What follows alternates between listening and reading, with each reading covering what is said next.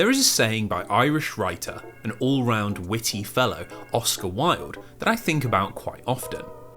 Bad art is a great deal worse than no art. Considering the author, it's probably just meant to sound amusing and nothing more, but it's a phrase that has always really stuck with me, as I've had to sit through a lot of bad art while making videos for this channel. When you're neck deep in a terrible 3D platformer that barely feels functional, or a crazed genre shift that has nothing to do with the wider series, or a horrible portable demake that was clearly made on the cheap, it's very hard not to think, wouldn't it have just been better to make nothing at all? And yet, despite these games being torched by critics, being torn apart by fans, becoming nothing more than jokes at the developer's expense and never returning a dollar of profit, there always seems to be someone willing to choose bad art over no art. So in the interest of trying to better understand this dark side of the industry, today we're going to investigate the whole sorry scene and work out once and for all, why exactly do bad video games get made? Of course, this is still I finished a video game, so we're going to answer this question in quite a bit of detail, exploring the whole history of the phenomenon by diving deep into a handful of key explanations, a sort of 7 deadly sins that result in terrible video games. What this video is not is a review of every single bad game that has ever been released, or an attempt to catalogue everything wrong with the industry. So if something doesn't get mentioned, that doesn't mean that I secretly think it's good.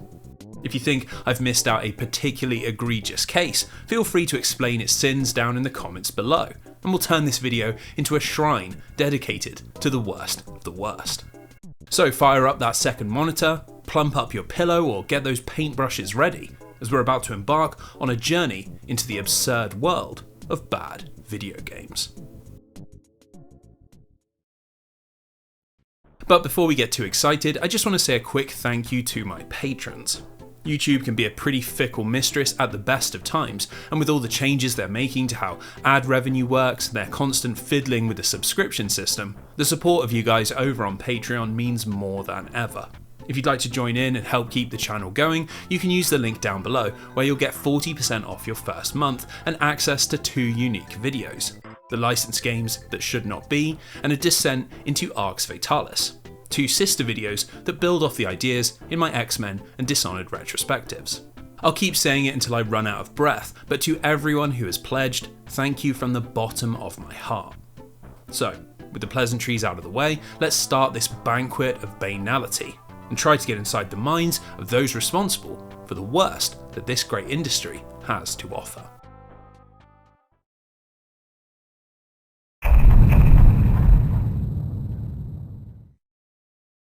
Our voyage begins with a big one, a game so notoriously bad that it single-handedly triggered a market-wide recession, the legendary ancestor of all bad video games, E.T. the Extraterrestrial for the Atari 2600. Now, its reputation likely precedes it, as it's still being spoken about today as one of the worst games ever produced, but I want to take a deeper look and work out how and why it was ever made, and if that reputation for crashing the industry is truly deserved. So to understand E.T., we first need to understand the video game market in the early 1980s, a place that was entirely dominated by a single company called Atari.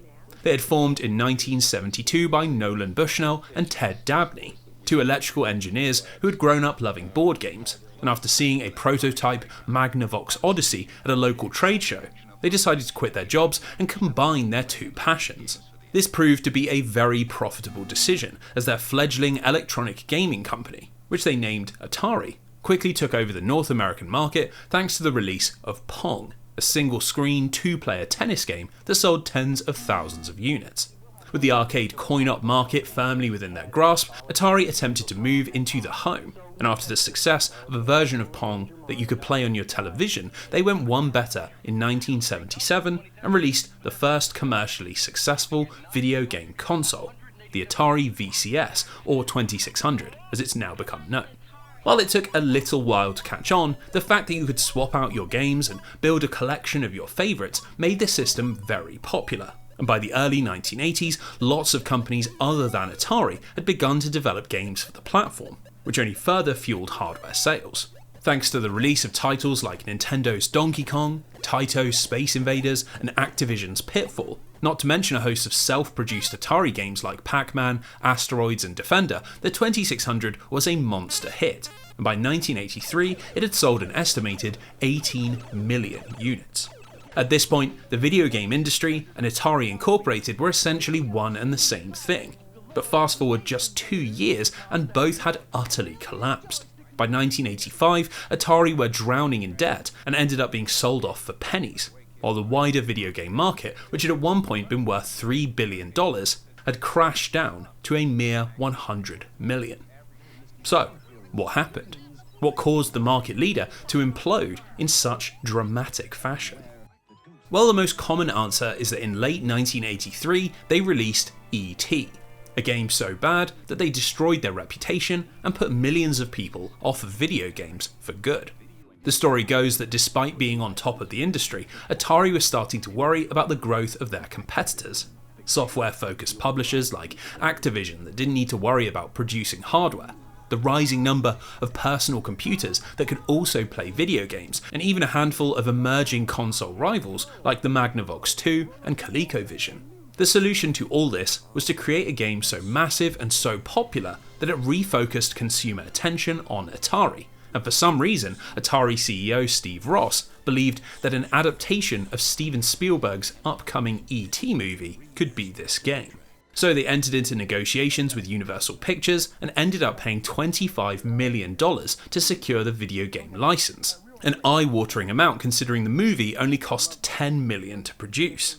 Now, this meant that E.T. would have to sell an absurd number of copies to even come close to breaking even, but any chances of that were ruined by a request from Spielberg himself.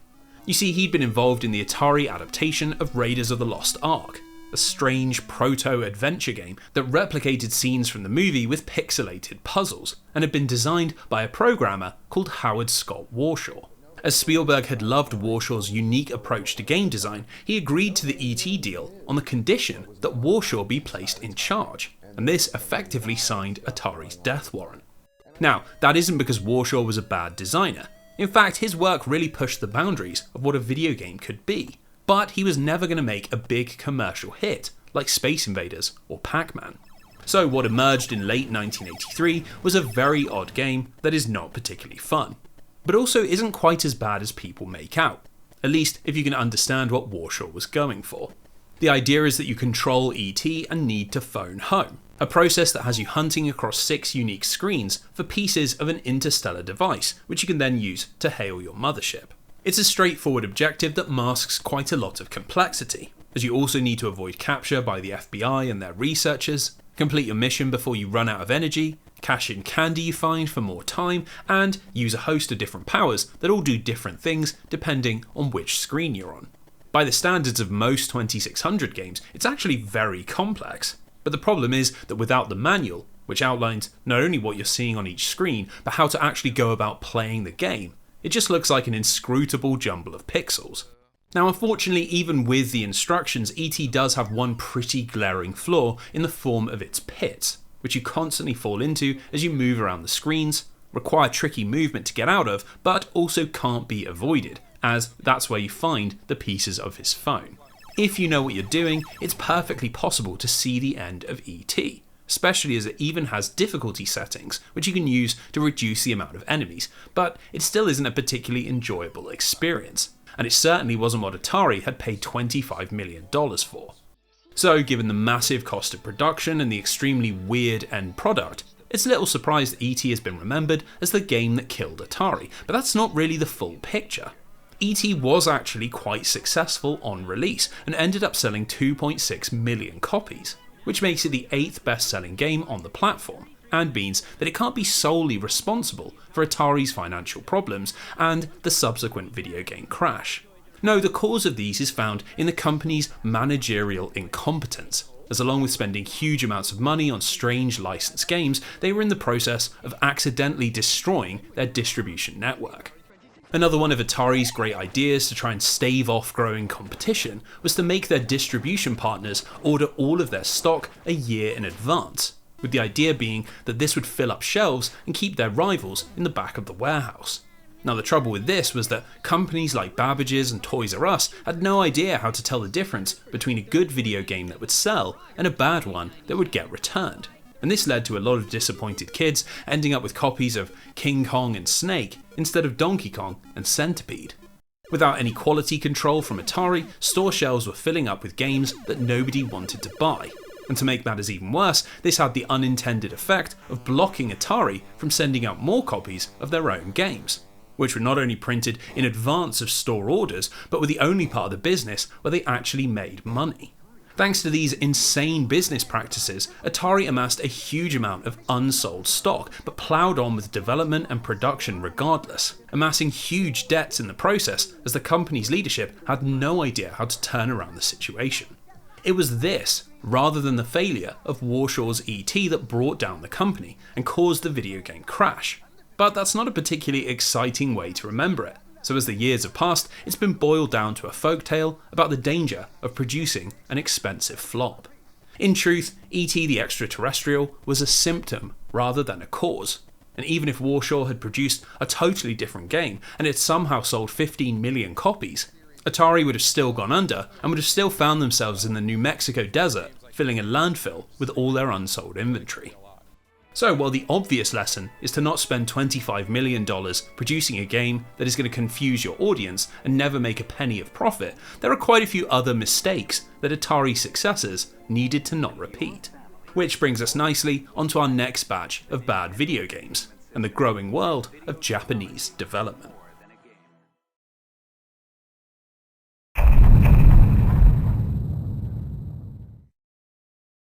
Despite its name, the video game crash of 1983 was largely confined to North American shores, and in the rest of the world, the industry was still growing at a healthy rate. In Europe, personal computers like the ZX Spectrum and Commodore 64 were selling very well, and over in Japan, home console sales were booming, largely thanks to the release of the Nintendo Famicom. By the middle of the 80s, it was estimated that over a quarter of all Japanese homes owned one of these little game players. And spurred on by an internal software division that was creating hit after hit, Nintendo decided to jump across the Pacific and attempt to revive the dormant American market. Now that might sound crazy considering it had literally just imploded, but Nintendo's president Hiroshi Yamauchi had a clever plan to avoid the pitfalls that Atari had fallen into. When the NES released in America in late 1985, it had some key differences to its Japanese counterpart that were designed to specifically control what was released on the platform and make sure that Nintendo's own games weren't overshadowed by poor quality competition. These were an internal lockout chip called the 10NES, which prevented unlicensed games from working on the system, and the Nintendo Seal of Quality that was supposed to assure consumers that they were getting a high quality game. Now the irony is that while the NES went on to be an extremely popular console that totally revitalised the American video game market, neither of these safeguards remotely worked, and the platform became home to pretty much every strain of bad video game imaginable. So let's start with a look at that lockout chip and try to work out why anyone will want to get around a measure designed to make video games better. Funnily enough, big American publishers like Activision, Electronic Arts and Atari, who had reinvented themselves as a software producer, did not like how strict Nintendo were, and in particular they hated a rule that restricted them to just 5 NES games a year. These guys had cut their teeth churning out as many titles as possible for the Atari 2600, and to not be able to do the same on the NES really boiled their blood. So Atari took matters into their own hands, and during a large court case that accused Nintendo of antitrust violations, they reverse-engineered the 10NES chip and began publishing unlicensed games under a brand called Tengen. Now, funnily enough, Tengen's games were actually really good, and between high-quality ports of Tetris, Pac-Man and some pretty great sports games, they ended up with a better catalogue than plenty of developers that had the official go-ahead.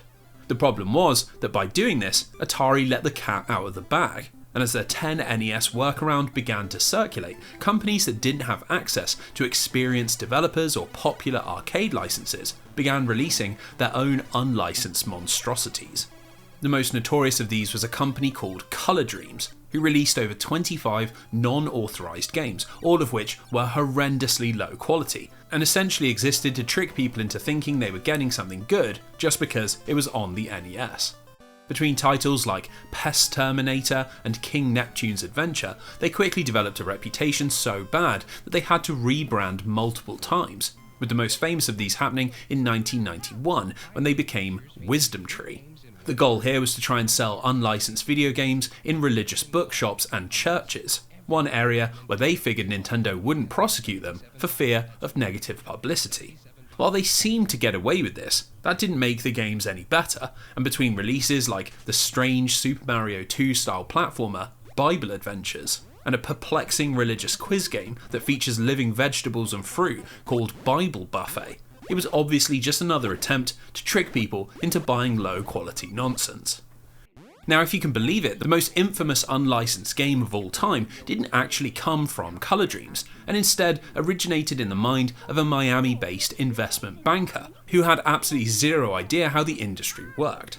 This was and is Action 52, a compilation of 52 different games so mythically bad that it's become pretty well known as fuel for comedy rage reviews, most famously being covered by the Angry Video Game Nerd, whose two-part take on it has a staggering 24 million views. We could go through each one of the games individually, but there really isn't that much to explore. They're essentially a mixture of very basic shooters, janky platformers, and unfinished maze games, most of which are just a single screen and constantly reuse mechanics with ever so slightly different visuals.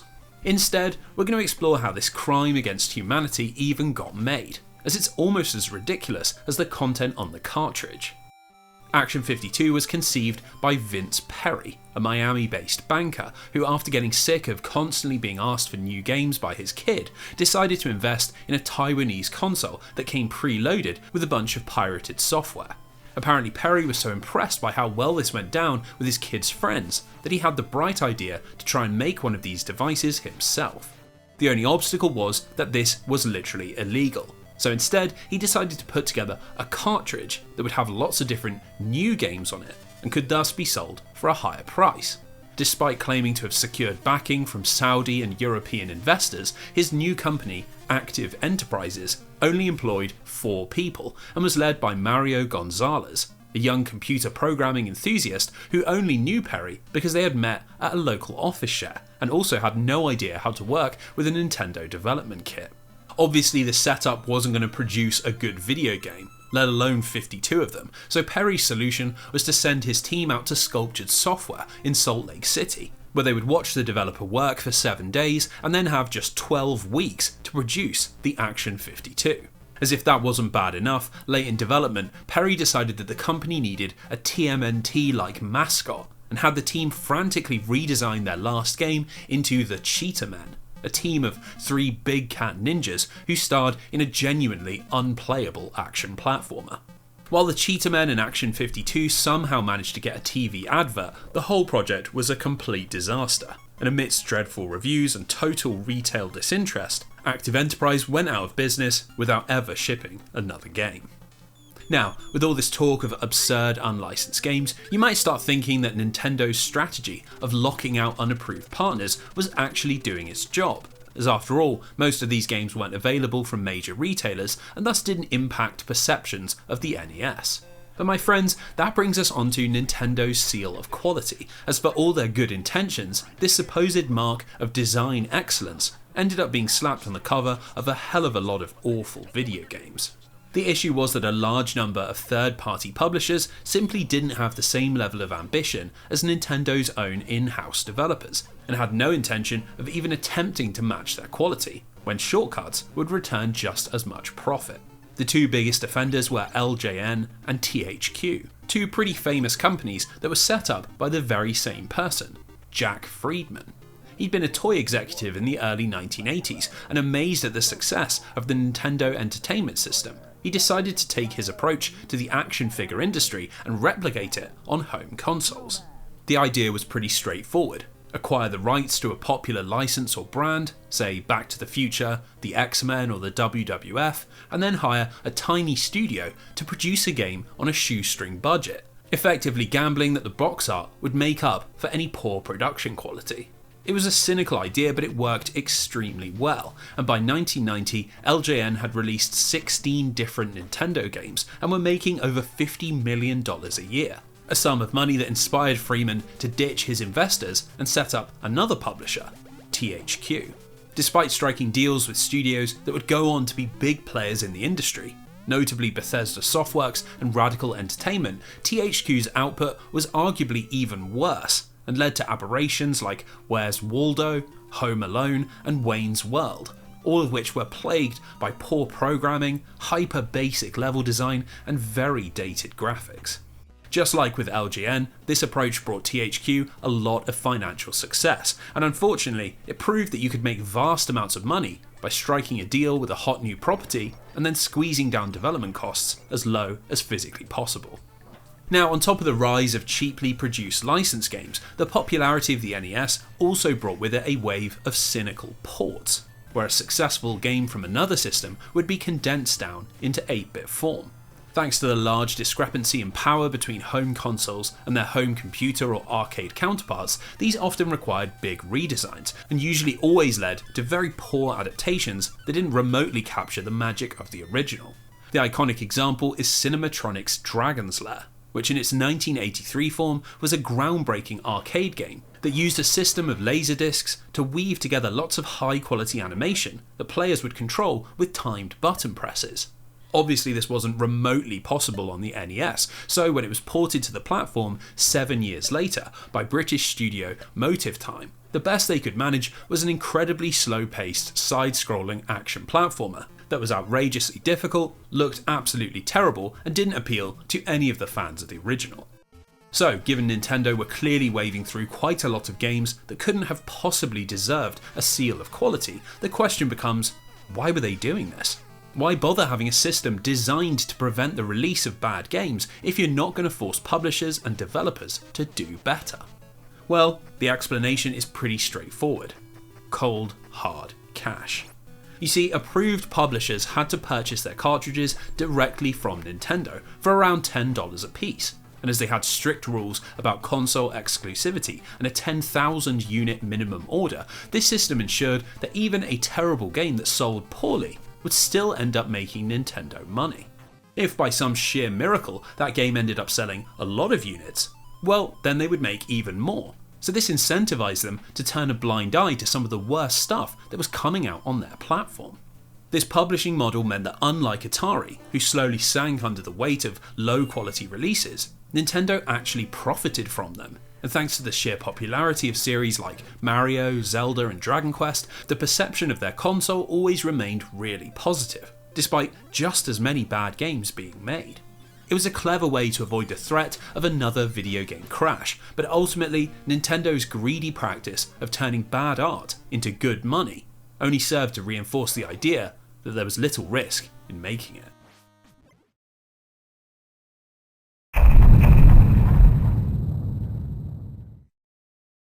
So while greed and hubris may have been the main forces creating bad video games in the early years of the industry, there was also a third, rather less sinister explanation: the honest failure found in over-ambition.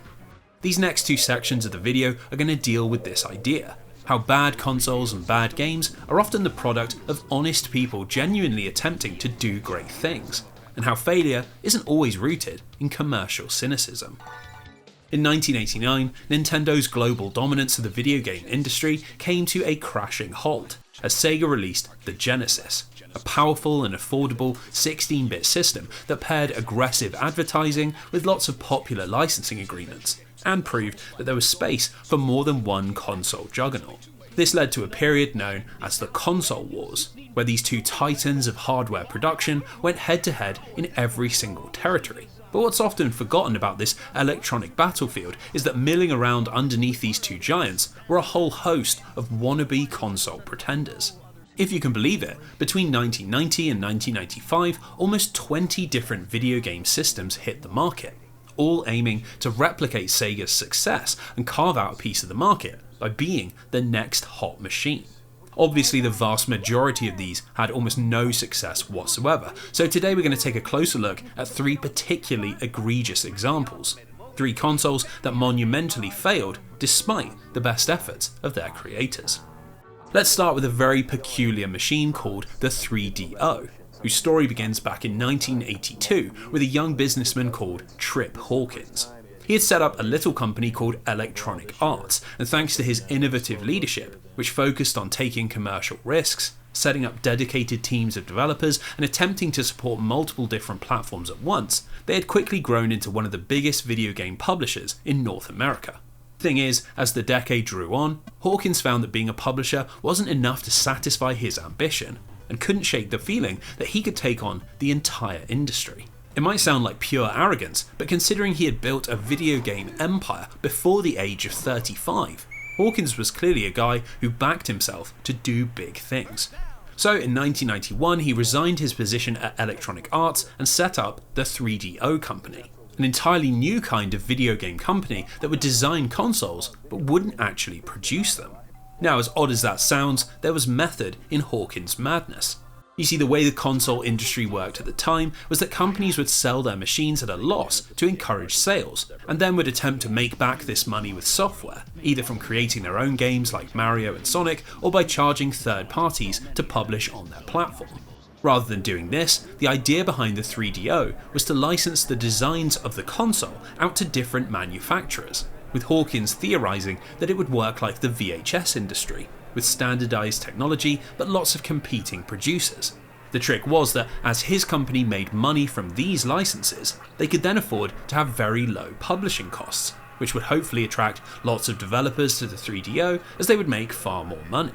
It might sound like an absolutely crazy idea with the benefit of hindsight, but amazingly there was serious hype around the 3DO company when the first versions were revealed at CES in 1992. Which led to their machine being named Time Product of the Year and the company floating on the stock market before they'd sold a single piece of software. For a brief moment, it looked like Trip Hawkins actually would conquer the industry. But alas, things went wrong pretty quickly. The first issue was that thanks to the 3DO's complex internals, developers had a tough time creating games in time for its launch, and when it finally hit markets in October of 1993, excited new owners could only buy a single game, Crash and Burn by Crystal Dynamics. Now, over the course of the next 12 months, games did start to trickle out, and between exclusives like Star Control, Gex and Need for Speed, and high-quality ports of popular fighters like Street Fighter II and Samurai Showdown, the 3DO did eventually get quite a respectable library. The problem was, nobody could actually afford one, as Hawkins' licensing model meant manufacturers had to try and make money on the hardware, which meant that the 3DO was wildly more expensive than anything else on the market. That acclaimed Panasonic model that Time magazine had loved was priced at an astounding $699, almost 4 times the cost of a Super Nintendo or Sega Genesis. And even when cheaper models came out, the 3DO was still far too expensive for most normal people. Unfortunately for Hawkins, the death knell sounded in late 1994 when Sony and Sega released the PlayStation and Saturn, 2 powerful 32-bit consoles that meant the 3DO was no longer the most advanced console available, and just to put the boot in, they were both also substantially cheaper. While the 3DO lurched on for a couple more years thanks to some intense price cuts, it never remotely made the impact that Hawkins had promised investors, and by the time it was discontinued in 1996, it hadn't even sold 2 million units. In an interview that same year, Hawkins admitted to Next Generation magazine that the whole venture had been a huge mistake, and that his idea of a hardware company that didn't actually make hardware simply didn't make sense. So if someone trying to do things differently couldn't break Nintendo and Sega's vice grip, what about a familiar face who came roaring back into the market with a big and bold new look? That's right, in 1993, Atari attempted a grand comeback, with a console that was purpose-built to make the 16-bit SNES and Genesis look like relics of the past. This was the Atari Jaguar, the world's first 64-bit console, a mammoth upgrade in processing power that would sweep aside all competition by leaping 2 generations into the future. That made for some very easy marketing. Atari's new machine was 4 times as powerful as the next best thing, and they flooded American TV with adverts hammering home this exact point. The problem was, it wasn't exactly true. Inside the Jaguar sat 2 32-bit processors called Tom and Jerry, one designed to handle graphics and one to handle sound.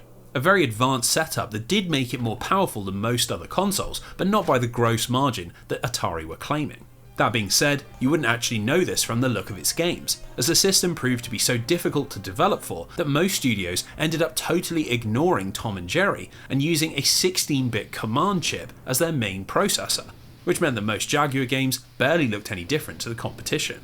Given the whole point was to sell the system as a futuristic powerhouse, this put the Jaguar in a pretty terrible position, but unsurprisingly, Atari did virtually everything possible to make this situation worse. For starters, they struck a deal with IBM to produce their machines, but as they had no experience producing gaming consoles, Atari ended up not having enough stock. Rather than delaying the release, they decided to cancel over 500,000 European pre-orders and focus all their efforts on the American market. A decision that massively backfired, as the system ended up barely selling 100,000 units when it was released in late 1993. Just like back in the 1980s, Atari's managerial incompetence had destroyed any chance of a revival. And I think this is a real shame, as for all the Jaguar's faults, it is nowhere near as bad of a console as many people make it out to be. It often gets criticised for its strange controller, which features a numpad underneath the standard buttons, but this was included so developers could implement more complex control schemes, which are used by placing a unique card over the top. Obviously this sounds pretty strange, but it does actually work in practice, and having things like a quick save or weapon hotkeys or different camera angles on the controller starts to feel perfectly natural after a few hours of playing. Similarly, the fact that the console only ever got 63 games is seen as another big reason for its failure, but there are some real gems hidden away in the Jaguar's library. Most people don't realise that Ubisoft's beloved limbless mascot, Rayman, actually began life as a Jaguar exclusive and was only ported over to the PlayStation 1 after it became clear that his original home was going to absolutely bomb. Along with this, there is Alien vs Predator, a first-person shooter with an incredible sci-fi horror atmosphere that lets you play as an alien, a predator, or a marine, each with their own distinct playstyle and all taking place on a sprawling non-linear space station. It's legitimately better than almost every other console shooter which released that generation, and won so much critical acclaim that it kickstarted the career of its developer, Rebellion, who would go on to make the Sniper Elite series and are still going strong today. Along with some great ports of Wolfenstein and Doom, solid versions of classics like NBA Jam and Flashback, and even some pretty well-designed early 3D games like Tempest 2000 and Cybermorph, the Jaguar might not have had many games, but it certainly had some good ones. Unfortunately, while all this might make the console worth a second look in 2025, it did nothing to save Atari in 1995. While they eventually cut the price to a laughably low $149, the writing was on the wall, and in a tax filing posted in 1996, it was revealed that the Jaguar had only managed to sell 125,000 units worldwide, which, along with the expensive TV adverts and the high cost of production, made the system the biggest hardware failure in video game history. The simple fact was that in order to take on Nintendo and Sega, you needed more than a flashy new machine, more than an aggressive marketing campaign, more than the excitement of global investors, and more than just a handful of interesting games. So, to round out this look at the very worst of 1990s video game consoles, let's take a look at a machine that didn't have any of these. The utterly ill-fated Phillips CD-I. Now, you might be expecting a scathing critique of what is commonly referred to as the worst console ever made, but this is the moment I get to be a true contrarian, as I don't think the CD-I quite deserves its torrid reputation. The reason for this is that I think a lot of people misunderstand what this machine even is, as it was never originally intended to be just a video game console, and certainly wasn't supposed to compete with the titans of the industry. You see, the CD-I had originally been conceived by Philips as a multimedia device where you would use CDIs, a new disc-based format that could store interactive content. The intention was that the device would sit somewhere between a VHS player and a personal computer, allowing you to watch movies, show off photos, listen to albums, read digital books, and yes, play some video games. A sprawling set of features that supposedly had Bill Gates at Microsoft concerned about its potential. Now, as it turned out, he had little to worry about, as the CD-I never really caught on, and it left Philips without a clear direction for their electronic Swiss Army knife. As video games were one of the few things that had sold in CD-I form, they had the bright idea to pivot the machine towards gaming. And thanks to a sneaky little deal from the company's past, they had the perfect way to kick this off. Back in 1992, Philips had partnered with Nintendo to produce a CD-based add-on for the Super Nintendo. And while this never came to anything, a quirk of the contract was that Philips could produce their own Mario and Zelda games. This is largely where the CD-I's foul reputation comes from, as its 4 Nintendo licensed games, Wand of Gamelon, Faces of Evil, Zelda's Adventure and Hotel Mario are some of the most notoriously bad games of all time. They were produced by 3 very small studios, Animation Magic, Fantasy Factory and Viridis Corporation, all of which were given tiny development times, minuscule budgets and almost zero support, as Philips had virtually no idea how to manage video game production. The result was 4 games that feel wildly out of step with their respective franchises. A nightmarish mixture of top-down digitized graphics, meme-worthy animated cutscenes, horrifically unresponsive controls, crazy long load times, and extremely odd design choices. It's honestly still hard to believe that Nintendo allowed these games to see the light of day, and they've rightfully gone down in history for all the wrong reasons. But there is more to the CD-I than just Mario and Zelda. Part of what makes these games so poor is that Philips were trying to create experiences that the system just couldn't handle. And if we take a step back and look at the rest of the CD-I's catalogue, it's really not that bad. For starters, FMV style games worked really well thanks to the CD-I format, and ports of Myst, The Seventh Guest, and a cyberpunk style exclusive called Burn Cycle were all easily as good as anything found on the Sega CD or the 3DO.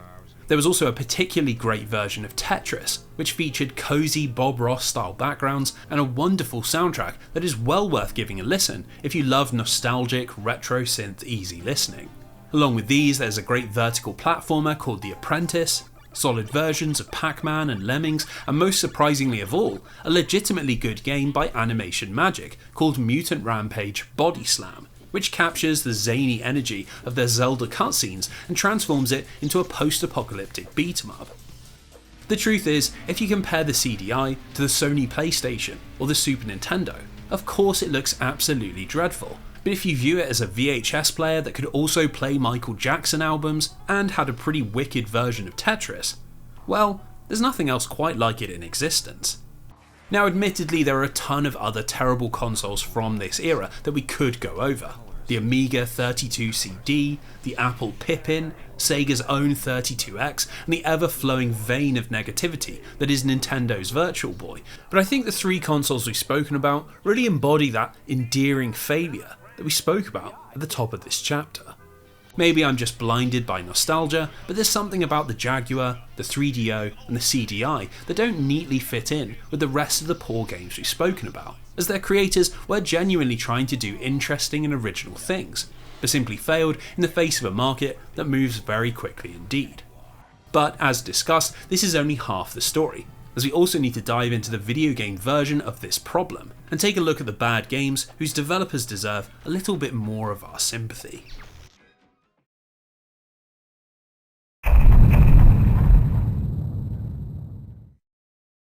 Something that is so often left out of video game discourse, whether in reviews or critiques or even just in conversations on social media, is quite how hard it is to actually make a video game. Maybe it's thanks to a hangover from when the medium was mainly marketed towards children, or that ever-present question about if video games count as art, but for whatever reason, I think we criminally underestimate how much work it takes to not only make a good game, but a functional one.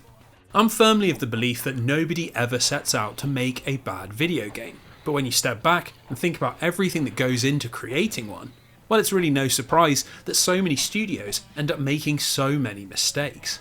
So with that in mind, we're going to dive into a period of video game history where this issue was at its most prominent, the wild transition from 2D to 3D. You see, while developing games for the NES and Sega Genesis could be difficult, that challenge blasted off into outer space once the PS1 and Saturn arrived. As suddenly, even a cheap licensed game needed complex 3D graphics to stand out from the crowd.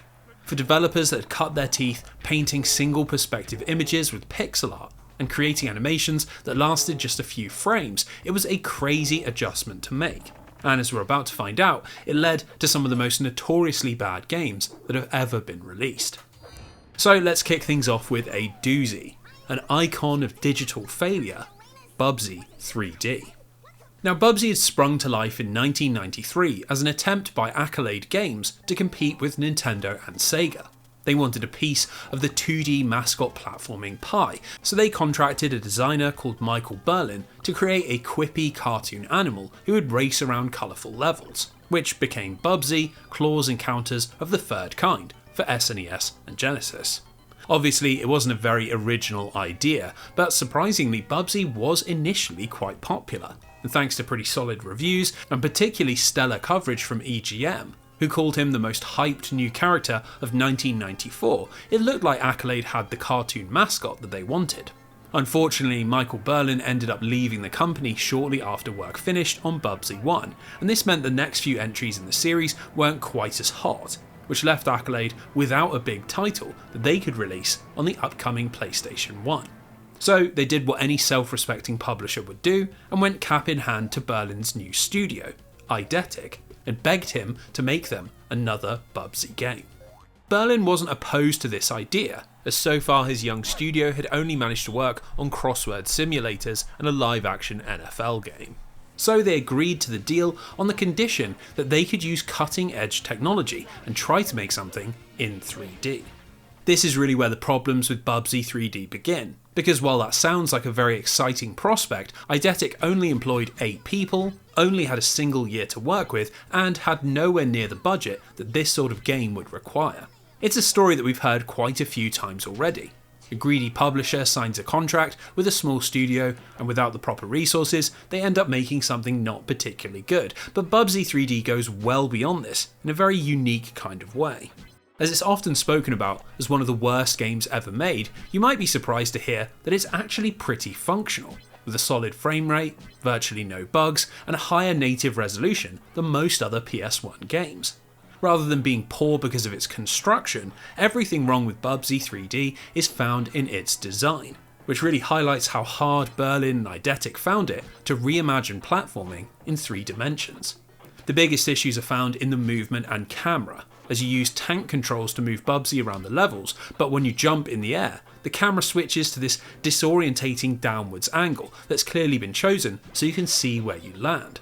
It takes a lot of getting used to, especially as Bubsy's jump has a lot of height but not much distance, which means you're not really aiming before you jump so much as aiming as you land, something that feels very strange in 3D.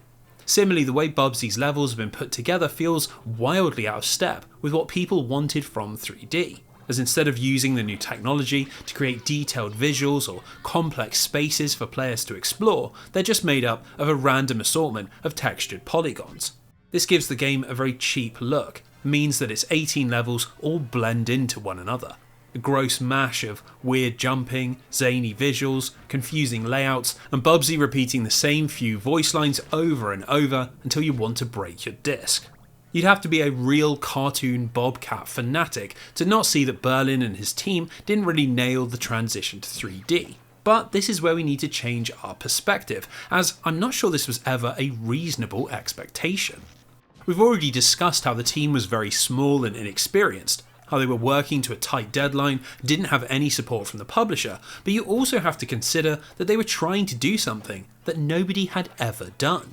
Bubsy 3D was in development at the exact same time as Super Mario 64 and Crash Bandicoot 1, the 2 games that taught the world how jumping in 3D should work, so it's really no surprise that without this frame of reference, Eidetic came up with something pretty wonky. In fact, in one of the few interviews he's given about creating the game, Michael Berlin told RetroVolve.com that when he finally saw Super Mario 64 at CES in 1996, he immediately knew that they'd gotten everything wrong and desperately tried to convince Accolade to let them start over. Sadly, they refused, and to make matters even worse, the publisher wasn't able to get Bubsy out onto store shelves until 2 months after Mario and Crash, which led to terrible reviews, car crash sales, and even accusations that Eidetic were trying to rip off Nintendo and Naughty Dog. Obviously, Bubsy 3D is not a good game. Its art direction is awful, it's annoying to listen to, and the gameplay simply isn't fun, but there's something inside me that doesn't feel comfortable with the constant derision, given that Eidetic were genuinely trying their best, in very awkward circumstances. Rather than being a flag bearer of terrible development, I think Bubsy 3D is more of an example of how hard it was to shift from 2D to 3D, and I really don't think Berlin and his team deserve to have their honest mistakes turned into a mark of shame. If you're still not convinced, we only need to look at what happened to Eidetic next, as it's really not what you'd expect from a team responsible for one of the worst games of all time. While the gameplay didn't quite cut it, Bubsy's impressive draw distances, smooth performance impressed Sony so much that they ended up buying Eidetic, clearly convinced that they had a good grasp of the hardware but just needed a little more direction. This led to the creation of Siphon Filter, a PS1 third-person shooter that starred Agent Gabriel Logan battling shadowy military organisations and taking influence from Tomb Raider and Metal Gear Solid. It reviewed extremely well and ended up selling over 1 million units, a number that prompted a further 5 sequels and shot Eidetic into the upper echelon of PS1 developers. After this, the team was rebranded as Bend Studio and went on to work on the Resistance series, produce a couple of portable Uncharted games, and most recently shifted back to big budget console development with Days Gone, which is seen as a real PS4 cult classic. It's a seriously impressive catalogue for a studio that began life with Bubsy 3D, and I think it's an important lesson that bad games don't automatically equal bad developers, especially when they're trying to do something that takes the might of Nintendo or the genius of Naughty Dog to actually pull off. Now, what's interesting about this little tale is that there are similar explanations behind quite a few other notoriously bad early 3D video games. For example, let's take a quick look at Virtual Hydlide for the Sega Saturn. You might recognise it from various comedy YouTube reviews tearing it to shreds, or even from its many appearances in the awful game blog during Games Done Quick. But just like with Bubsy, there is a lot more to its creation than just the developer that didn't know how to make games. The studio in question here was T&E Soft, a Japanese team that had been making games since the early 80s and were most known for Hydlide, a 1984 PC game that blended action gameplay with RPG character progression and had sold over 2 million copies. That might be surprising considering it's usually seen quite negatively outside of Japan, but this is largely because it was released on the NES 5 years later, and by that point it had been long since surpassed by games like The Legend of Zelda and Final Fantasy. Now for T&E that didn't really matter, as they were still making money back home in Japan, and while they did produce a couple more Hydlide sequels in the late 80s, they found their true calling producing golf games, like Karu Kanaru Augusta and the True Golf Classic franchise. Other than a brief foray into Virtual Boy development, where, surprise surprise, they produced a game called Golf, they were a relatively uncontroversial company, and not who you might expect to produce one of the most reviled games of all time. This all changed in late 1994 when Sega approached them with a rather unique proposal. Amidst rumours that Sony had been able to secure an exclusivity deal with role-playing giant Squaresoft, Sega was scrambling to find RPGs that could launch alongside the Saturn, and so they asked if T&E could revive Hydlide. As this would be a big exclusive on a much anticipated system, it was hardly an opportunity that the studio could turn down, but the problem was that they hadn't made an RPG in almost 10 years, and all of their processes were tailored towards making golf games. The result was 1995's Virtual Hydlide, an action RPG formed out of the bones of Pebble Beach Golf, which they'd released on 3DO a year earlier. It used the same digitised models and style of animation, it had the same flat behind the character camera angle, and suffered with all the same draw distance issues. A combination of things that makes the game both extremely ugly and very hard to actually play. Bafflingly, there is also absolutely no story, as for some reason T&E decided to remake the 1984 MSX original, which means there are no NPCs, no cutscenes, and no dialogue of any kind.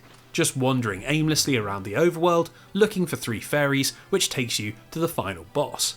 The thing is, just like with Bubsy 3D and Accolade, I'm not exactly sure what Sega were expecting. By this point, Final Fantasy VII was still 2 years away from release, and virtually every other RPG was sticking resolutely to pixel art graphics. So it's really no surprise that a studio that only made sports simulation games wasn't able to work out how the genre should work in 3D. So yet again, it's not so much a case of foolish developers having no idea what they're doing, but just the wrong people at the wrong time.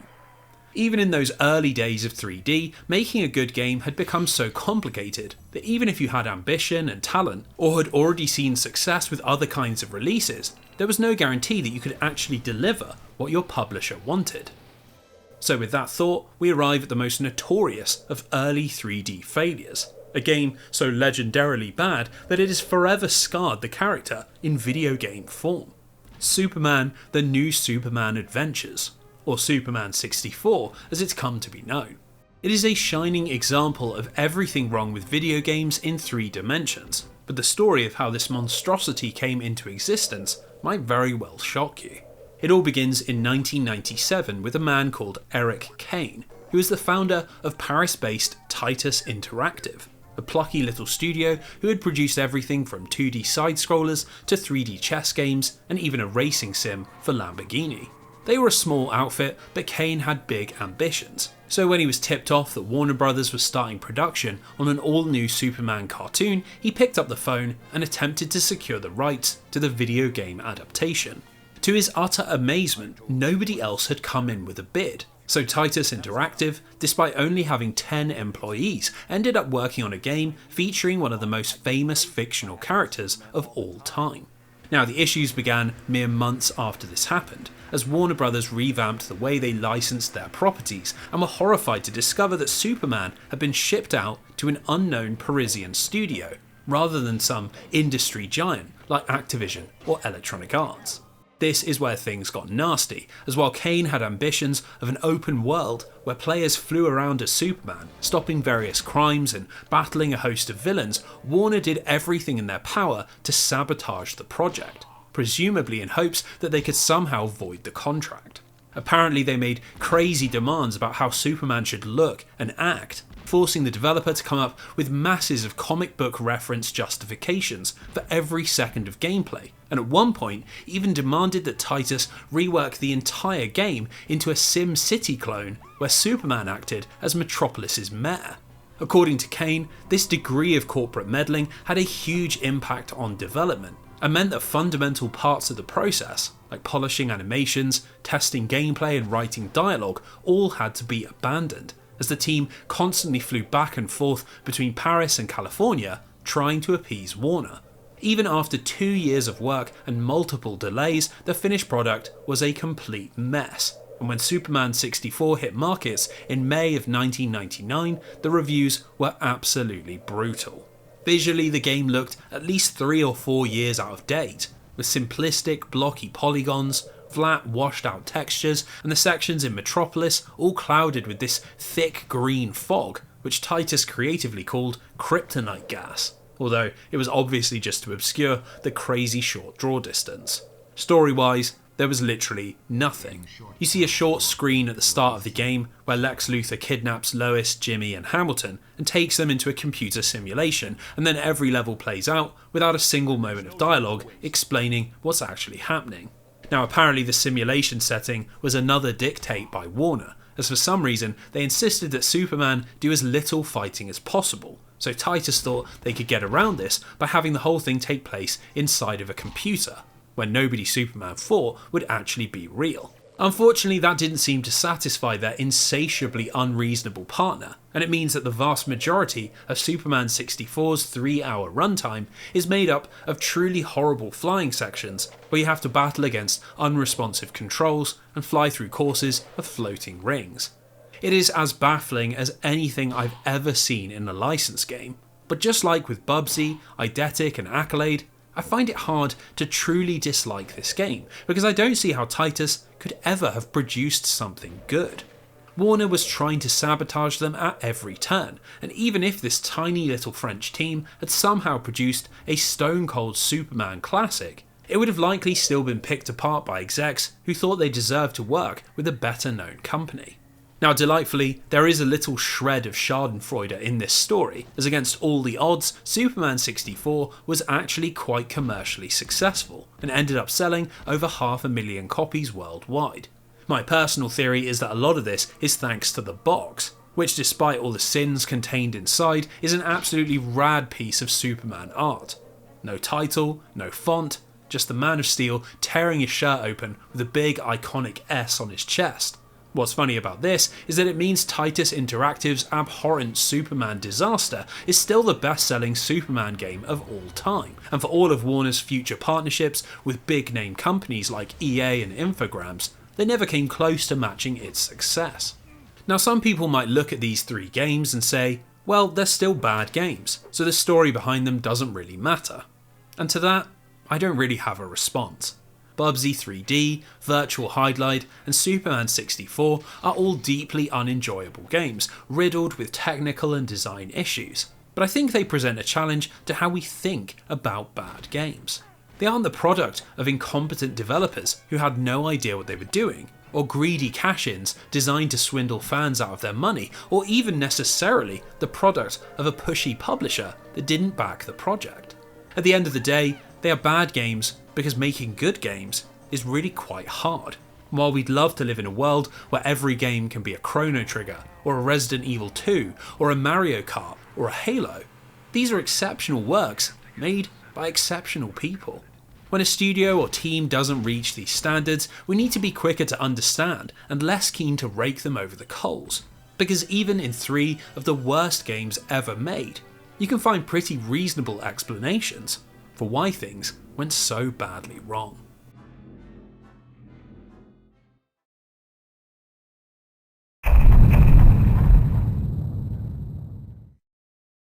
Now, I'm well aware that you probably clicked on this video looking for a bit more venom, so let's get back to devious publishers with cynical ideas and revisit an old problem that had only continued to fester as the industry grew larger. Out of the wreckage of the console wars and the chaos of the shift to 3D, there emerged a single winner: Sony and their mighty PlayStation. This little grey disk drive had managed to dramatically outsell the competition through a combination of low licensing costs and relatively straightforward hardware, which meant that it attracted a huge amount of third-party support and quickly took over as the #1 console. Now, while this led to big companies like Squaresoft, Namco and Konami throwing their weight behind the system, it also opened the door to a whole new wave of cheaply produced license games, which, thanks to the challenges presented by 3D, were now worse than ever. We'll start by staying in the world of comic book adaptations, as DC weren't alone in abusing their characters in digital form, as Marvel also published their fair share of stinkers, especially on the PS1. In 1996 we got The Incredible Hulk, The Pantheon Saga, a bizarre-looking isometric perspective beat-em-up that developer attention to detail, for some reason, modelled after Doom. This means that our oddly pint-sized version of Bruce Banner spends more time looking for keycards and exploring labyrinthine levels than smashing enemies to bits, which also isn't even particularly good, as Marvel had mandated that the Hulk couldn't be seen to be too violent. Obviously that doesn't make a lot of sense considering the character, but it makes even less sense when you consider that the following year they signed off on the Fantastic Four. This was a 4-player side-scrolling brawler that saw Marvel's first family killing all manner of enemies in gameplay inspired by Streets of Rage, a formula that had worked beautifully for Konami's X-Men a few years earlier, but was utterly botched by developer Probe Entertainment. With extremely blocky visuals, stiff controls and clunky animations, it's pretty much everything you don't want in an arcade-style beat-em-up, and apparently its publisher, Acclaim Entertainment, had only released it in order to keep hold of the Marvel license. Now, while it's always pretty shocking to see such famous characters being adapted with such little care, there were even more unspeakable things happening outside of the world of Marvel and DC. In 1995, Image Comics sold Sony the video game rights to their biggest character, Spawn, with the idea being that they would produce a PlayStation exclusive that would release alongside an upcoming 1997 movie adaptation. Now clearly someone at Sony didn't think much of this idea, as rather than sending it off to one of their big hitters, Spawn the Eternal was put together by a random team of programmers from the publishing wing at Sony Interactive America. While Spawn writer and artist Todd McFarlane was heavily involved in the development, and even did a series of TV interviews trying to convince people that they were working on something special, the truth was that Spawn the Eternal was anything but. Gameplay was nothing more than wandering around empty levels and getting into strange one-on-one battles, a premise that makes it look like it might have started life as a multiplayer fighter, before being hastily repurposed into a Tomb Raider-style action-adventure. If that's true, it's a shift that didn't pay off, as both the combat and exploration feel incredibly unfinished. And to make matters even worse, despite supposedly being made to capitalise on the movie, Spawn the Eternal had absolutely no dialogue, no cutscenes, and no story whatsoever. The whole thing is just perplexingly bad, especially considering the character was at an all-time high in the mid-90s. But if you can believe it, this isn't even close to the worst movie tie-in on the PlayStation 1. A few years earlier, Canadian studio Grey Matter had taken that crown with The Crow City of Angels, a game so bad that it makes Superman 64 look like a generational masterpiece. Grey Matter had started life as a relatively successful 2D developer, but when the PlayStation and Saturn hit the market, they felt a lot of pressure to up their game, and this led to the creation of Perfect Weapon, their first foray into the world of 3D. The idea was to try and capitalise on the popularity of both Tekken and Resident Evil by combining the two. An interesting idea, but one that does not work in practice. Funnily enough, fixed camera angles, tank movement and inventory management aren't a great fit with combo-driven fighting, and amidst terrible reviews and non-existent sales, Grey Matter had to cancel Perfect Weapon's Saturn port and scramble to bring in some money. So when Acclaim approached them about making a video game tie-in for the upcoming Crow movie sequel, City of Angels, they jumped at the chance. Now the problem was, all they had time and budget for was a repurpose of the ideas behind Perfect Weapon, which turned out even worse on second attempt. The visuals were dreadful, barely resembling the movie they were adapting. The sound effects were so bad that silence would have been preferable. The fixed perspectives and tank movement were back, but now the angles were even more disorientating, and most confusingly of all, the titular immortal Crow could be killed after just a few slaps from a local drunk. Reviews were absolutely scathing, with PlayStation Magazine and IGN both awarding it just a 1 out of 10. And in tandem with the movie absolutely bombing, it led to sales so low that Grey Matter immediately went out of business. Now you would think that all this commercial failure would be enough to warn publishers and developers away from cut-priced comic and movie adaptations, but incredibly, as the next generation consoles came out, they just kept coming. In 2003, DC completed a gross hat-trick of video game self-destruction when they signed off on Aquaman Battle for Atlantis and Batman Dark Tomorrow, a pair of GameCube games so bad that it's genuinely hard to believe they exist.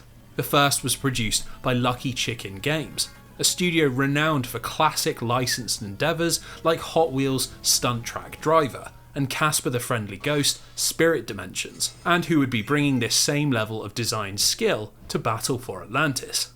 Its story is told entirely through static images, without any voice acting or animation.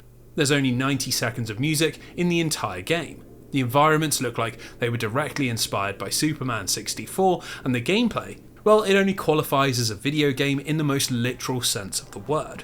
All we do is swim around, beating up identical looking goons, and while there are a couple of sections that have us piloting a ship or disarming bombs, the level design is so basic and so repetitive that it would make most NES games blush. Clocking in at a wild 2.5 hours in length, Aquaman Battle for Atlantis has no redeeming factors and no sympathetic backstory, and would easily be the worst superhero game of the generation were it not for Batman Dark Tomorrow. Released just a few months later, Dark Tomorrow was put together by a joint venture that involved Japanese publisher Kemco, who mainly ported other companies' games, and HotGen, a British studio that had only ever worked on the Game Boy. How these two ended up with the Batman license remains a complete mystery, but we do know from early magazine interviews that their intention was to make an open world version of Gotham, where Batman would fight various different villains and be able to drive around in the Batmobile. Unfortunately, actually creating this proved to be far too complicated for either studio, and as the release date approached, they had to carve up what assets and animations they had finished and throw them together into something that could actually be sold. The results were not pretty. Dark Tomorrow ended up as a mess of awkward camera angles and invisible walls in order to obscure unfinished environments. Broken mechanics like non-functional rooftop platforming and frustrating combat where you had to handcuff every defeated enemy, and a near constant parade of game-breaking bugs and visual glitches, all tied up with some of the most unsightly animations and art design that Gotham City has ever seen. While Superman 64 is the poster child of terrible superhero video games, Titus can at least say that Warner sabotaged their efforts. But when it comes to Kemco and Lucky Chicken's twin GameCube failures, it's hard to say that the Metacritic scores of 29 and 26 weren't entirely deserved. Now, what makes these games stand out from the crowd is that it's really not hard to imagine them being better, as characters like Spawn, the Crow and the Hulk all have bags of video game potential, and in Batman's case would eventually go on to star in some very highly acclaimed games. But the thing about this era that makes it such a licensed game nightmare is that it wasn't just superheroes and action movie stars being thrust into terrible adaptations, but really anything that was remotely popular. For example, we have Hothouse Creations' American Idol, which was also released in 2003. Now, a video game version of a singing competition might sound a little strange, but given the popularity of series like Karaoke Revolution and SingStar, there was actually a pretty lucrative market that you'd imagine American Idol would fit into perfectly. The problem was that American Idol on the PlayStation 2 released 6 months before either of these titles, and thus it didn't have access to the voice recognition technology that had been created by Harmonix and Sony. So, if you're putting together a game about singing but can't actually have the player singing, what exactly do you build your game around? Well, in the case of American Idol, it's timed button presses, which for some reason keep your avatar's pre-recorded performance in tune, with them hilariously warping off key if you mess up, and nothing more than a compliment from the judges for beating a level. It's essentially Dance Dance Revolution without the dance map, with far worse music and a really unsettling graphical style that doesn't look anything like the show and wouldn't interest even the most hardcore of Simon Cowell fans. If that all sounds like a bizarre concept for a video game, just wait until you see Pimp My Ride, which was created by Eutechnyx and Activision and released on the PlayStation 2 and Xbox in 2006. For those who have forgotten, Pimp My Ride was a pretty popular show on MTV, where rapper Exhibit went to people's houses and with the help of an LA auto shop, transformed their beat-up cars into something that reflected their personalities, usually resulting in a zany car and lots of excited screaming. Now, despite not exactly fitting neatly into video game form, it's not hard to imagine some sort of racer where you customize your own car with crazy parts and weird designs. But for some unknown reason, Eutechnyx envisioned Pimp My Ride as an open-world exploration game. That's right, you didn't hear that wrong. The way Pimp My Ride works is that in order to get enough money to pimp out said ride, you need to drive around a fantasy city that is legitimately called Pimp City, and try to raise money by playing a bunch of minigames and finding tokens hidden in the world. The whole thing is just utterly surreal, not only because the fastest way to make money is by crashing directly into other cars, but because once you do end up in the auto shop, you can't actually design your own car and simply have to pick whatever parts are going to make your client happiest. Now, we could go on examining all the nonsensical games that released during this licensed game gold rush. A baffling attempt to turn The Sopranos into a beat-em-up, a skateboarding game based on The Simpsons, cheaply made adaptations of movies like Flushed Away and The Polar Express, and a particularly awful third-person shooter where you play as 50 Cent. The list honestly goes on and on, but I want to end this chapter with my personal least favourite, Little Britain the video game, an utterly horrific adaptation of an equally horrid TV show. If you've never heard of Little Britain before, let me be the first to congratulate you, and then ruin that bliss by bringing you up to speed. Essentially, it was a comedy show that aired on the BBC in the mid-2000s and was wildly popular, boasting almost 10 million viewers per episode and catapulting its two stars, Matt Lucas and David Walliams, to pretty massive levels of fame. Now, that might not sound all that bad, except for the fact that virtually every one of its sketches revolves around Lucas and Walliams dressing up as racist stereotypes, making fun of gay people, wearing grotesque fat suits, or impersonating the disabled, all of which has aged worse than milk on the surface of the sun. Even if you like edgy humour, the whole thing is just a mind-numbingly stupid parade of over-the-top accents and repetitive catchphrases. And in recent years, Lucas and Walliams have even apologised for writing it and said that it never should have been aired. So how on earth would this ever convert into video game form? Well, the answer is that it doesn't. As all developer Blast Entertainment have done is throw together 6 extremely loosely connected minigames and then slap Little Britain characters over the top. As Marjorie Dawes, a fat club manager who's always extremely rude to her members despite being fat herself, you run around a supermarket eating cakes like Pac-Man and trying to avoid what the game describes as fatties. As Daffyd Thomas, a caricature gay man who only wears BDSM outfits, you ride a bike through his town and try to avoid other gay men, as Daffyd only feels comfortable if he's the only gay in the village. As Maggie Blackmore, a racist old woman who's sick whenever she eats food made by non-whites, you play a terrible looking version of Tetris, where the aim is to eat as much as possible and then sick it all over your friends. Now honestly, I think because this show was on TV in my home country, and I remember its absurd levels of popularity, this game feels even worse than it already is. But even when trying to speak objectively, it's just a truly ugly game, full of ugly ideas and ugly comedy. And at just 20 minutes in length, it's also pretty ugly value for money. So, let's take a step back from the individual games and try to take a look at what was going on. What was it about this era that made it so ripe for dreadful license games? Well, I think that the late 90s and early 2000s was a perfect storm of different factors that all collided in a way that made gambling on cheaply made nonsense far more attractive than at any other time in the industry's history.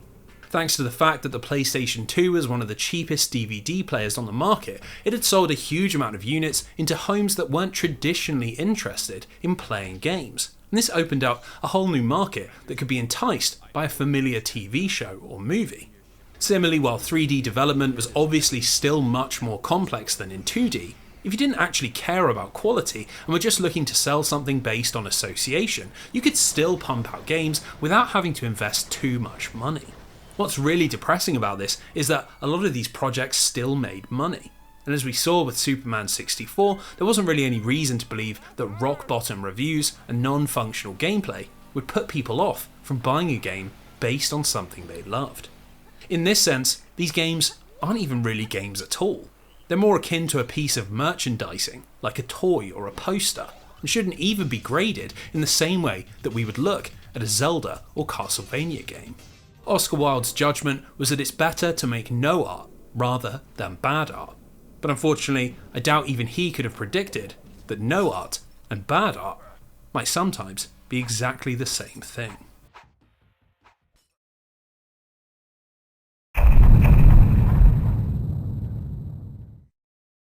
So while we're going to continue investigating the world of bad video games, I think it's time for a little detour, as I want to explore the topic from a slightly different perspective. Rather than asking what causes bad video games to be made, we're going to take a look at when bad video games stop being bad video games. Now this is a pretty strange concept, as depending on the era we're talking about, it takes on two very different forms. In our modern internet-connected world where post-launch content and ongoing support are the norm, the idea of games changing long after they've hit shelves is really nothing particularly notable.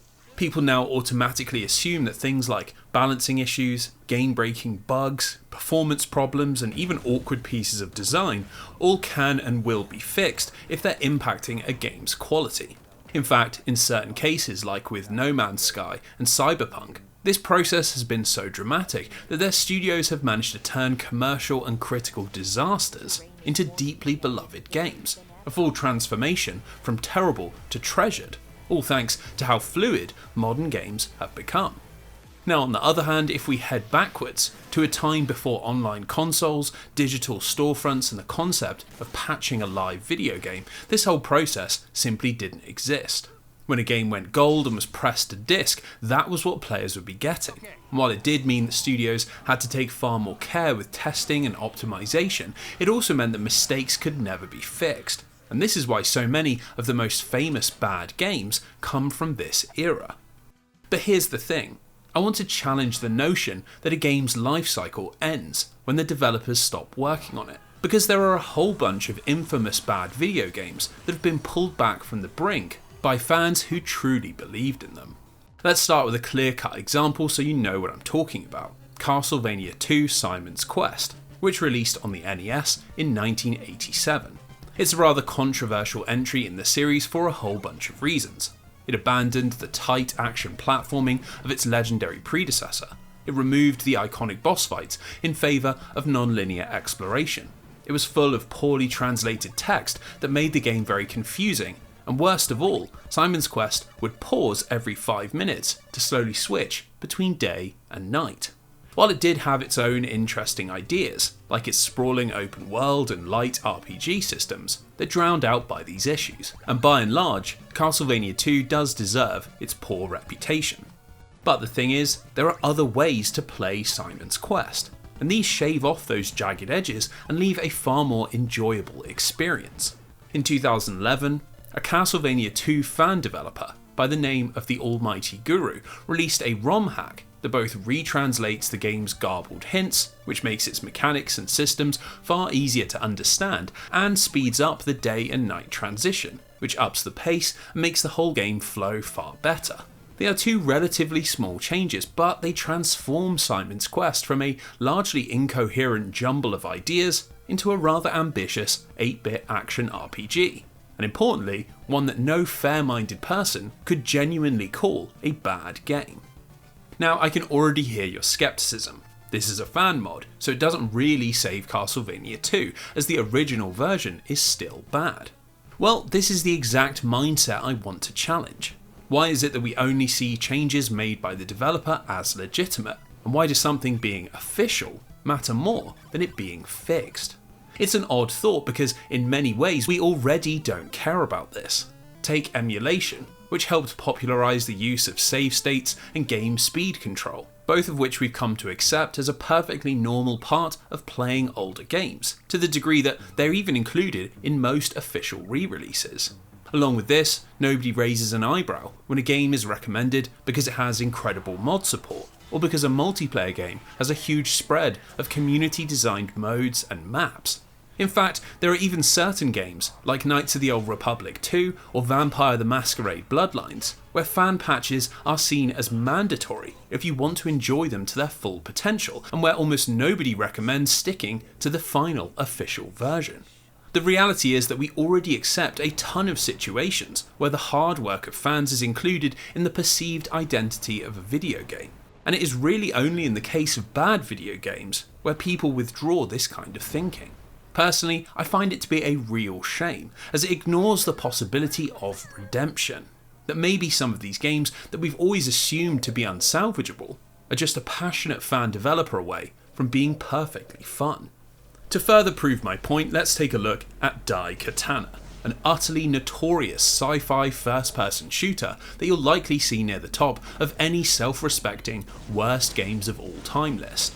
It was created by id Software veteran John Romero after he'd left to form his own company, Ion Storm, which had been set up in 1996 with the express purpose of creating hyper-ambitious games. Now the problem was, while Romero had bags of creative ideas, he was absolutely dreadful at running a studio, and Daikatana's development quickly descended into a complete mess of abandoned prototypes, crazy levels of employee turnover, constant embarrassing delays, cringeworthy marketing campaigns, and millions in wasted dollars.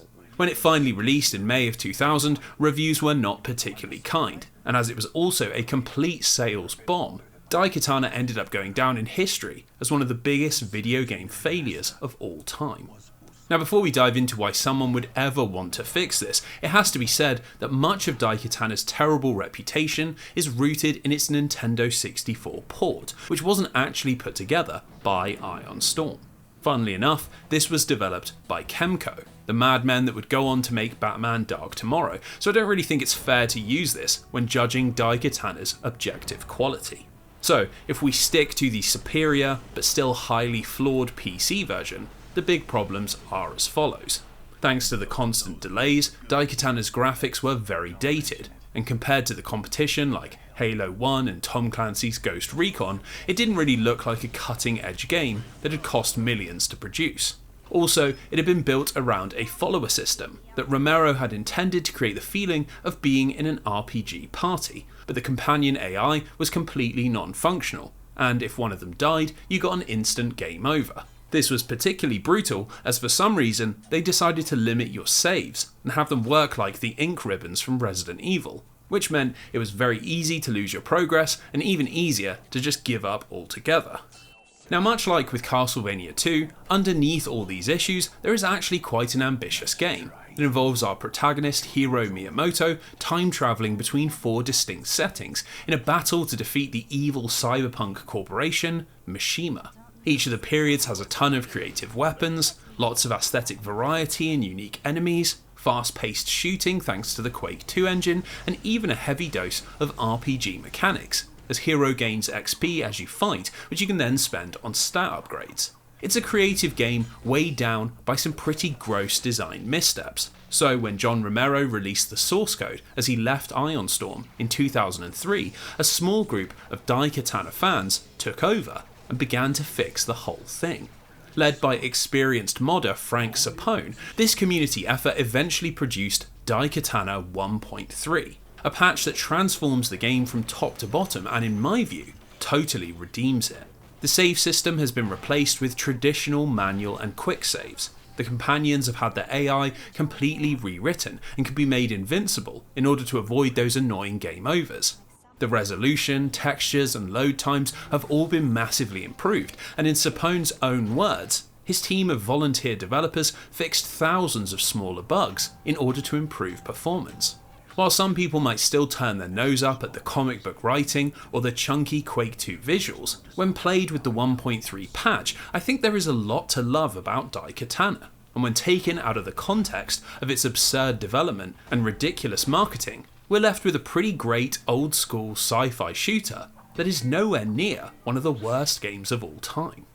It's a real testament to the power of passionate fans that can see potential where others miss it.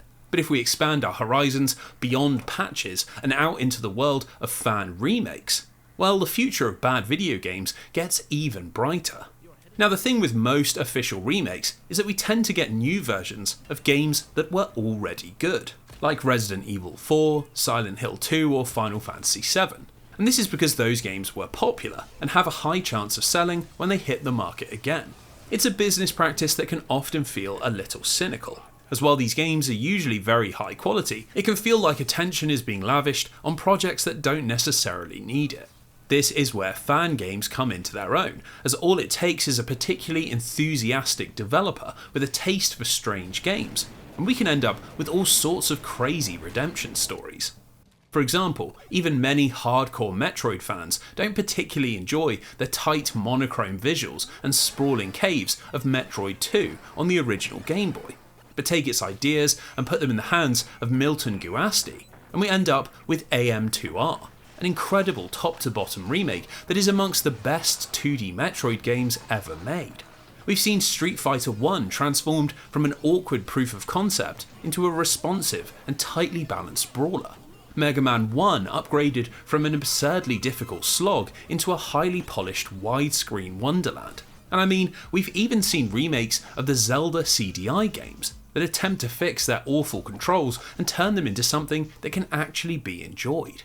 Now, the poster child for this movement is Sonic P06, a genuinely insane project by developer Ian Chaos X Morris, where he is attempting to rebuild the widely detested 2006 Sonic the Hedgehog reboot entirely in Unity. Now, just like with Daikatana, I can already hear you screaming, why would anyone ever do this? And well, the answer is surprisingly similar.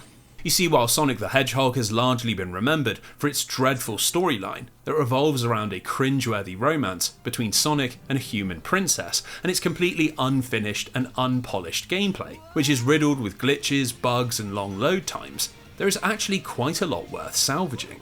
In its original form, Sonic the Hedgehog was intended to be a fast-paced HD version of Sonic Adventure, where Sonic would blast through complex multi-layered stages while his friends offered up a host of different playstyles. The problem was that Sonic Team never got to this point, as they were beset by near constant catastrophic issues, like series creator Yuji Naka leaving halfway through development, Sega cutting the team in half in order to support the upcoming Nintendo Wii, and then the game being rushed out in order to meet an arbitrary anniversary date in late 2006. What Morris is attempting to do is finish this process, adding in the polish, balancing and extra care that Sonic 06 needs to reach that original vision. And what's incredible is that he is actually succeeding. Despite having no source code to work with, as of early 2025, he's rebuilt the Sonic, Shadow and Silver missions entirely from scratch, and they play amazingly well, with all the janky movement and broken environments replaced with super smooth gameplay that lets the complex level design actually sing. What's funny about this is that the only thing Morris has left to remake is Sonic 06's cutscenes, its open hub sections and its final scenario, which are all the original game's worst elements. So in its current unfinished state, Sonic P06 is arguably the perfect version of the game. An all-killer, no-filler, high-speed 3D Sonic experience without any of the nonsense. Now the whole point of this interlude was to not only shine a light on some of these redemption stories, but to question if the terrible games we've covered so far will necessarily stay this way forever. Who's to say that in a few years, some crazy genius won't dive back into Superman 64 or Bubsy 3D and carve out something that actually works well? Would they still deserve the reputation they have if they eventually get fixed? It's an interesting thought, and one that we might see put to the ultimate test in the very near future. While working on this video, Big Rig's Over the Road Racing, the worst reviewed game of all time, was announced for Steam completely out of the blue and is now available for purchase. For those that don't know, this is a completely broken and unfinished truck racing game that has the honour of the lowest review score in Metacritic history, an 8 out of 100, largely thanks to its non-existent AI, lack of physics and collision detection, and infinite speed when going backwards.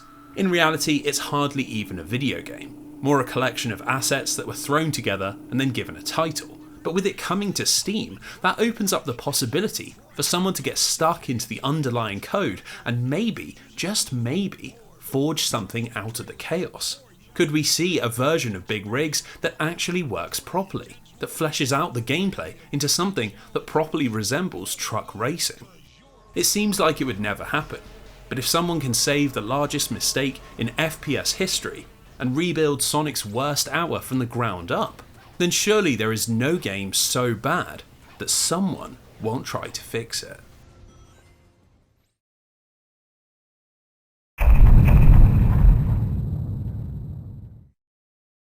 So with our hearts full of hope for the future, we can open up a can of worms that is virtually overflowing with terrible ideas. The hopeless landscape of video game gimmicks and peripherals. Now, there is no other strain of game production that has remotely as many misfires and mistakes, but before we dive into all that, I think it's important that we try to understand why companies make them. On the surface, most of these hunks of plastic sound utterly ridiculous. A heart rate monitor that attaches to your Nintendo Wii, a printer that plugs into your Game Boy Color, a plastic turntable that you can play Guitar Hero with, a full-size skateboard controller that you jump up and down on. The thing is, a lot of these gimmicks only sound so stupid because they failed to catch on or didn't work. And if we compare them to their more successful cousins, usually the ideas behind them are no less crazy. If you rewind back to the 1980s and tell people that Nintendo would rake in millions selling a battery-powered pack that makes your controller shake, and that this would then become an integral part of controller design, I'm sure they would look at you like you'd gone insane. Or if you tried to explain Dance Dance Revolution to someone who's never heard of it, a video game that involves absolutely no dancing and instead revolves around timed button presses with your feet. The point is that many peripheral ideas are weird precisely until they become popular. And I think that's why so many different companies have produced so many strange things over the years. But the unassailable king in this space is Nintendo. Experimentation is just in their DNA, and it was this willingness to push boundaries that led to huge success with things like the Game & Watch, the original Game Boy, and eventually the Nintendo Switch. Now the problem is that when you experiment this much, you're bound to eventually get things wrong, which is exactly what happened in 1995 when they released the Virtual Boy. The story goes that it had been a pet project of legendary designer Gunpei Yokoi, but after a sudden delay in the Nintendo 64's development, Nintendo leadership had panicked and pushed the half-baked VR system out the door in the hope of keeping up with their rivals. Obviously this was a horrible mistake, and between the black and red visuals that strained your eyes and couldn't be used by children, a confused design that was meant to be portable but also required a table to be used, and a complete lack of first-party support, the Virtual Boy was a complete commercial failure. After selling just 700,000 units when it was released in November of 1995, the system was discontinued after less than a year. And for a while, it looked as if this had been a lesson hard learnt.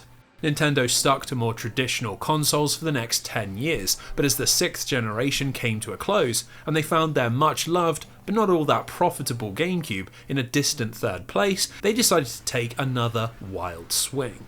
This was the Nintendo Wii, a little white box that was substantially weaker than its competition, couldn't handle ports of popular third-party releases, couldn't play any media other than Nintendo games, but did have motion controls, an all-new concept which changed everything. Rather than creating yet another complex multi-buttoned controller, Nintendo's Wiimote used physical gestures for interaction, and as the system's most popular games were based around simple ideas like tennis and bowling, it quickly became very popular with an all-new type of game player. This marked the birth of the casual audience, a new kind of video game consumer who weren't interested in graphics or level design and just wanted to have fun with their families, but as it turned out, there were a lot more of them than hardcore traditional gamers. When it was released in 2006, the Wii outsold the combined sales figures of the Xbox 360 and PlayStation 3, leaping into a hardware lead that would eventually grow to over 100 million units, making it Nintendo's most successful console ever at that point. Now, thanks to the monster popularity of the Wii and the unique profile of its owners, the system saw a lot of pretty terrible video games, usually mixing the worst of licensed game nonsense with half-baked motion controls. But I want to focus on a slightly different problem that the system created: the issue of trend chasing, and how Nintendo's rivals fruitlessly tried to emulate their success. We're going to start with Sony, as while they eventually settled on simply copying Nintendo with the somewhat well-received PlayStation Move, their first attempt was far less respectable and actually led to the destruction of a much beloved studio. This was Factor 5, a German-American developer that had a pretty great reputation in the 90s and 2000s thanks to a partnership with LucasArts that had produced all manner of cool Indiana Jones and Star Wars games. Their biggest seller was Rogue Squadron, a critically acclaimed third-person space shooter that paired cutting-edge visuals with hyper-tight gameplay and was a mainstay during the Nintendo 64 and GameCube eras. Now the trouble was, when Nintendo showed Factor 5 the upcoming Wii, it was clear that all the waggling and waving wasn't really their jam, so studio director Julian Egerbrecht went in search of a deal with either Sony or Microsoft. Luckily for him, Sony were looking to bring in new studios to develop for their next console, and so a deal was struck to take the ideas behind Rogue Squadron and transform it into a PlayStation 3 dragon riding game called Lair. With a big production budget, next-generation power and gritty fantasy visuals, Lair sounded like a great next move. But actually, it would prove to be the downfall of Factor 5, as within 3 years of signing the contract, they had gone out of business. So, what happened? Well, the answer is found at Sony's E3 2007 press conference, where they unveiled the PlayStation 3 for the very first time. Now, this conference has become legendary for quite how badly it went, but there was one reveal in particular that killed Factor 5's onlooking developers: the PlayStation 3 6-axis controller. This was Sony's answer to the Nintendo Wii, a movement sensor inside of the PS3 controller, which was supposed to work like the Wiimote, but was nowhere near as responsive, but didn't allow for anything like the same range of movement. According to Egerbrecht, soon after the conference, a missive came down from Sony headquarters. Lair would be switching to be entirely 6-axis controlled, as they wanted a high-profile game to help sell the concept. The team at Factor 5 were beside themselves, but nothing could convince Sony to change their decision, and even after preview builds of the game were heavily criticised by the press, Sony still blocked Factor 5 from implementing even optional analog controls.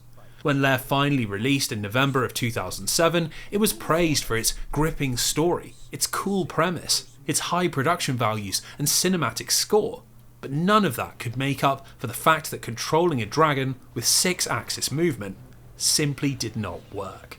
With a mere 53 out of 100 on Metacritic and less than 300,000 units sold, Lair was a complete catastrophe. And to add insult to injury, Sony then cancelled their other outstanding Factor 5 projects, which left the studio with no work and on the cusp of bankruptcy, which eventually found them in 2009.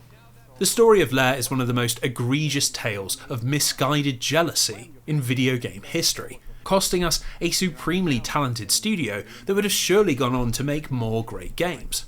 Also, a large manufacturer could make a grab for a casual audience that likely would have never bought the game anyway.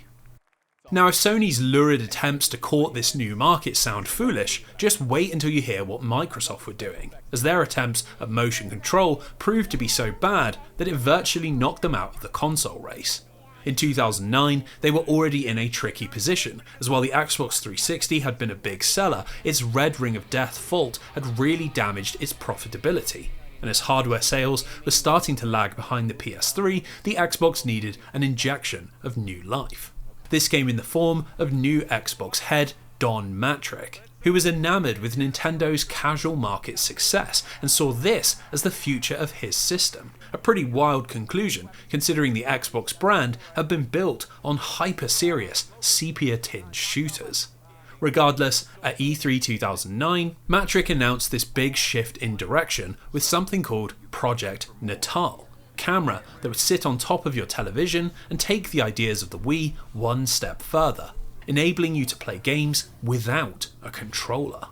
In hindsight, this is a pretty wacky idea, but if you can believe it, the hype was very real, as Microsoft produced all manner of impressive tech demos that showed off the potential of the Natal. It could recognise and respond to human speech, instantly identify complex body movement, and apparently big-name studios like Rare and Lionhead were working on showcase games. Now, in reality, none of this made it to market, as thanks to spiralling costs, Project Natal transformed into the Microsoft Kinect, a far less powerful device that suffered with serious lag problems, required lots of space to work, and cost an astounding $150. It was a big climb down from what had been promised, but such was the size of this new casual audience that the Kinect ended up selling very well when it was released in late 2010, shifting a whopping 8 million units in just 60 days. This would eventually become 35 million over the course of its life, and its pack-in showcase, Kinect Adventures, a minigame compilation built around waving your arms in front of your TV, became the Xbox 360's best-selling title, outselling even Grand Theft Auto and Call of Duty. By any possible metric, Don Mattrick's plan had been a huge success, as the Kinect recharged the Xbox and helped the system end the generation with a bang, but the money was masking some pretty serious problems. You see, outside of Kinect Adventures, nobody else could produce a Kinect game that made any money, with its second best-selling title, Dance Central, only managing to sell a couple million units, and more hardcore projects like From Software's Steel Battalion and Sega's Sonic Freeriders completely bombing. The problem was that thanks to Microsoft downgrading the hardware, the Kinect was very limited in the movements it could read. Without any buttons that could be incorporated into the gameplay, developers could only create extremely basic experiences that didn't appeal to anyone. This led to third-party support drying up pretty quickly and created an odd situation where Xbox owners were split between traditional gamers that bought lots of games but not the Kinect, and casual Kinect owners who bought the peripheral but virtually nothing else. Now, that wasn't such an issue when this weird disconnect was making money, but as the next generation rolled around, Microsoft's trend-chasing camera contributed massively to their downfall. While their bafflingly named successor system, the Xbox One, had all manner of design issues at launch, a particularly big problem was that it came bundled with the Kinect, which added $100 to the cost of the machine and handed the generation to Sony on a silver platter, a situation that Microsoft and the Xbox have never really recovered from. So this is the point where we pull back and look at what this teaches us about bad video games, and I think the lesson here is pretty obvious. You need to be original and not just produce things because other people are having success. Sure, that means you might end up humiliating yourself with the Virtual Boy, but it also means you might make a ludicrously successful portable system with 2 screens, or a hybrid console that actually works. And yes, you might well convince everyone that waggling a remote control is the future of gaming. You've got to be a trend setter rather than a trend chaser, and if you find yourself racked with jealousy, destroying your top studios and forcing your audience into an idea that they don't like, well, maybe it's best to leave the waggling and experimentation to someone else.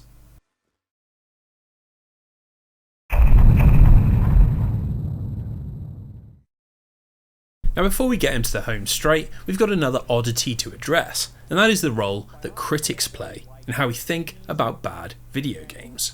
We might not necessarily like it, but taste making is a huge part of how the video game industry works, and unlike other popular mediums, games live and die based on their review scores. It means that we often put a lot of weight behind the words of critics, and even in this video, which was produced by someone who prides themselves on coming to their own conclusions, we've used review scores constantly as evidence of a game's positive or poor quality. But do we ever stop to actually think about this influence? Can we really trust critics to sort the bad from the good? And are there bad games whose reputations are born from reviews rather than reality? We'll start with that first point, as while I'd love to say that the world of video game journalism is a bastion of honesty and integrity, there is a certain episode surrounding a certain review of a certain bad game that throws a lot of it into question. The game is Kane and Lynch Dead Men, a totally unremarkable game that released in 2007 and inadvertently revealed quite how corrupt the review ecosystem had become. You see, Kane and Lynch had been developed by IO Interactive, a very talented Danish studio that was responsible for the Hitman series, but who had been tasked by their parent company, Eidos Montreal, with producing something more commercially successful. So they settled on a third-person shooter that heavily revolved around online co-op and really lent into its M rating. Now, there's nothing wrong with these ideas, but IO were only given 10 months to work with, and this meant that lots of corners had to be cut and big portions of the game had to be outsourced to smaller studios in Shanghai, who weren't able to match IO's typical output. The result was a very sloppy game. The graphics were unpolished and ugly, the shooting was loose and repetitive, its level design was extremely generic and based around cookie-cutter ideas, and to cap it all off, the whole game was only 4 hours long. While the narrative of 2 amoral killers on the run from cop and criminal alike was kind of interesting, the actual video game underneath was dreadful. And yet, from a look at Kane and Lynch's reviews, and you'd think this was a pretty average shooter, maybe even a good one. Only 2 outlets went against the grain. A 3 out of 10 from Anthony Birch at Destructoid, who raked the game for its awful controls and unpolished presentation, and a 6 out of 10 from Jeff Gerstmann at GameSpot, who described it as an ugly, ugly game. Now, while the assessment from Destructoid was far more negative, it was the GameSpot review that grabbed all the headlines. As soon after it was published, Jeff Gerstmann was fired as GameSpot editorial director, with rumours flying that it had been for this review. Well, years passed and there was no official confirmation until 2012, when Gerstmann's NDA expired and he revealed what had actually happened.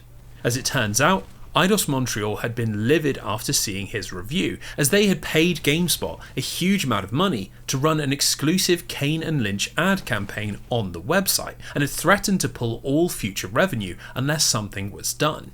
It was too late to retract the review, so instead, GameSpot's leadership decided to fire Gerstmann, with them telling him that they couldn't trust him in his role, an obvious lie, as they were simply choosing money over integrity. Now, as if that revelation wasn't bad enough, Gerstmann also explained how this wasn't an isolated incident, and that the practice of publishers pressuring websites over bad reviews was actually fairly common. Apparently it had been happening as far back as he could remember, but editorial teams had always traditionally been protected. Or at least they were, until the amounts of money involved in reviewing games started growing very large. Now, while this incident really damaged GameSpot's reputation, incredibly, it didn't really impact the wider review industry, despite it basically confirming that the entire system was crooked. If this was happening at GameSpot, who is to say it wasn't also happening at IGN or Game Trailers, or in any number of struggling magazines? How could we believe that review scores were actually accurate if bribery and editorial pressure was standard practice for publishers when releasing a bad game? Now, that isn't to say that every review ever published is totally worthless, or that every journalist and outlet is on the take, but the Kane and Lynch episode really damaged trust in traditional corporate reviewers and helped pave the way for its replacement. You see, eventually the popularity of dedicated websites gave way to social media, and with that came the rise of a much more casual form of video game review, one that was no less influential but which came with its own set of issues. Now, rather than being paid directly with advertising campaigns, publishers could build loyalty through access, a different sort of bribery that involved giving creators early review codes, which would allow them to get out ahead of the crowd and make more money based on being first on the scene. It's not quite as sinister as the old system, as it's very easy to ignore the more blatant bad actors and find review channels that are genuinely operating with integrity, but there are other problems. You see, the online world has a tendency to operate like a game of Chinese whispers, where hard facts are often drowned out by the weight of repetition. For example, a personal gripe of mine is that you constantly see people saying that Square Enix no longer has the rights to Parasite Eve due to a conflict with the original novel's author, despite there being no evidence of this whatsoever, and the company continually doing things with the IP over in Japan. In the online world, misinformation can become fact very quickly, and this is particularly true when talking about older video games that people don't want to play for themselves. We've already touched on this a few times in this video, when talking about Bubsy 3D and the context of its development, when talking about how Daikatana gets incorrectly judged against its Nintendo 64 port, how systems like the Jaguar and CD-I actually do have good games, but for me the biggest example is the hatred of Dr. Jekyll and Mr. Hyde for the NES. It was developed by a tiny studio called Advanced Communications, and when it was released in 1988, it was not particularly well known and made almost no impact with critics or players on either side of the Pacific. Really, its story begins in 2006, when James Rolfe posted a video on YouTube proclaiming it to be one of the worst games ever made. Now, as this video spawned the angry video game nerd, who soon after became a massive online celebrity, Dr. Jekyll and Mr. Hyde developed an all-new reputation as one of the worst games ever made. But the thing is, while it's not a very fun game, the nerd's original review is not really fair or accurate. For starters, James clearly bought the game from a flea market without the instruction booklet, which, much like with E.T. on the Atari, is required reading if you want to know what's actually going on. The aim of the game is to bring Dr. Jekyll through 6 levels to a church where he can marry his beloved, but you have to do this while avoiding obstacles that, if hit, will raise his stress level. If this gets too high, you'll transform into Mr. Hyde, who then battles physical representations of his internal demons in a race against time. If the auto-scrolling screen reaches where Jekyll collapsed, you'll be struck by lightning and it's game over, but if you manage to defeat enough enemies, you'll transform back and can carry on your journey. Conceptually speaking, it's actually pretty interesting for an NES game, and does a decent job of representing the 2 characters in one premise of the novel. But importantly, without the instruction booklet, All this is virtually impossible to understand. So when James complains that Jekyll can't attack or kill any of the innocent townspeople, or that Hyde randomly dies for no reason, these aren't really legitimate complaints, but they've transformed into a concrete reputation, thanks to the fact that this video is the only way that most people would have ever heard of this game. In reality, even with the instruction booklet, Dr. Jekyll and Mr. Hyde is not a particularly fun game, as your movement speed is far too slow, and it ultimately boils down to memorising the location of obstacles as Jekyll. But it really doesn't deserve its astronomically bad reputation, and highlights just how quickly opinions can snowball on the internet. So, if we can't always trust the integrity of professional critics, and YouTubers are often placing entertainment over analysis, how exactly do we guard against the bad video games of the future and past? Well, when it comes to newer games, we've got to make sure that we're engaging with a range of different reviews, and try to understand the voice behind the script. What sort of games do they usually like? Who is funding their work? Why are they making this review? I know it's tempting to just click on Metacritic and mindlessly absorb the aggregated score, but you'll get so much more out of reviews if you engage with them on this level, as you'll be able to find critics and outlets that see games in the same way that you do. Now, when it comes to older games, the solution is even simpler. Just form your own opinions and do away with taste making altogether. You might find that you genuinely enjoy the strange platforming of Bubsy 3D, or get a kick out of the zany atmosphere of Pimp My Ride. But the important thing is to find out for yourself, and not let an arbitrary number dictate what is good and what is bad.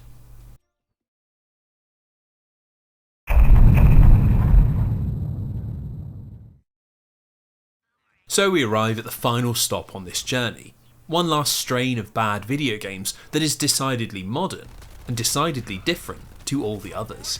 These usually have boundary-pushing graphics, gratifying and well-designed gameplay, eye-catching art design and high production values. They're not built by tiny unknown studios, but by teams of thousands, and rather than being funded on a shoestring, they have budgets that sprawl out into the millions. And yet, they are not good games, and that is because of an out-of-control phenomenon that we have come to call monetization. Now, before we can dive into this subject properly, I think it's important that we first establish something. Monetization in the video game industry is not inherently bad. I know that might sound controversial, but the reality is that for all the artistic endeavour and creative brilliance that drives developers forwards, video games exist to make money. While you might recoil at that thought, it's really not a bad thing. When studios are profitable, they can afford to pursue more ambitious versions of their ideas, pay their developers higher wages and bring in more staff, take creative risks without threatening their future, and importantly, hold off the advances of predatory publishers. So, if that is the case, why is monetization such an unpleasant subject to talk about? Well, I think it's because in recent years a line has been crossed, and many modern experiences now feel like they were designed to be hyper-optimized money makers before they are enjoyable video games. A shift that is particularly noticeable when you look at how games were monetized before the internet. Back in the 1980s, 90s and 2000s, the way you got more money out of your audience was through franchising. You'd strike gold with a popular game, say Mortal Kombat, Resident Evil or Halo, and then you'd make a bunch of sequels, spin-offs and expansion packs in order to drag in more money.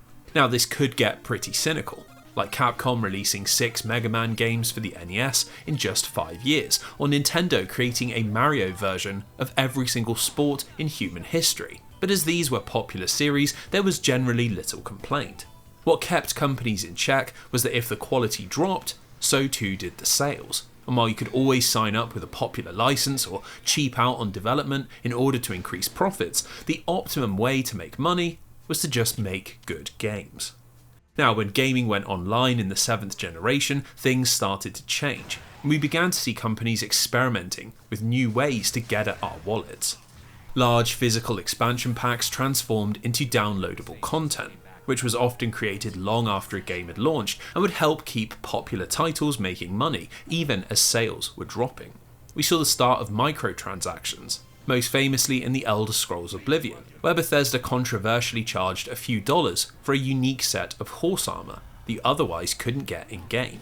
Along with these, the astounding popularity of World of Warcraft helped to normalise video game subscriptions, and the idea that in some games you had to consistently spend money in order to get the most out of the experience.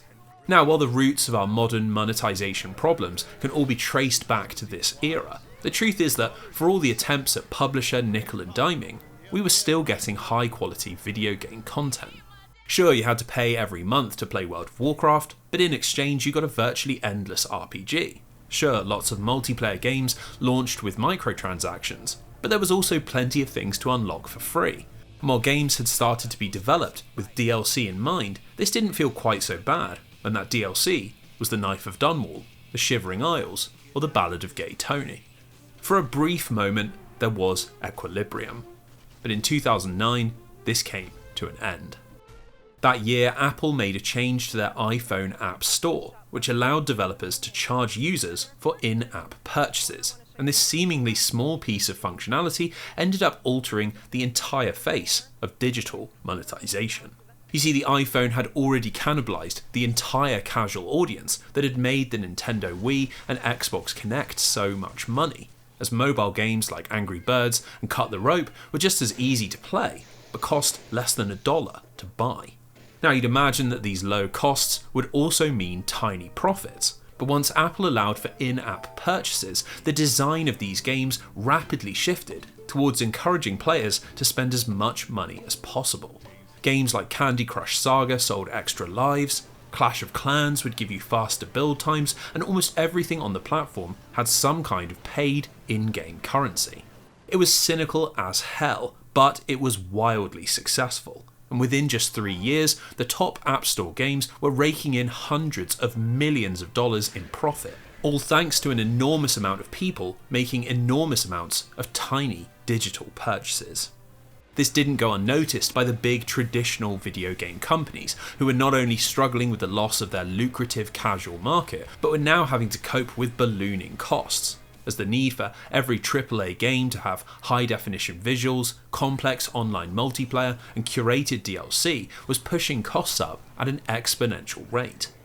The solution was to try and implement some of the ideas behind these mobile success stories, and create games that would better encourage player spending outside of that initial retail cost.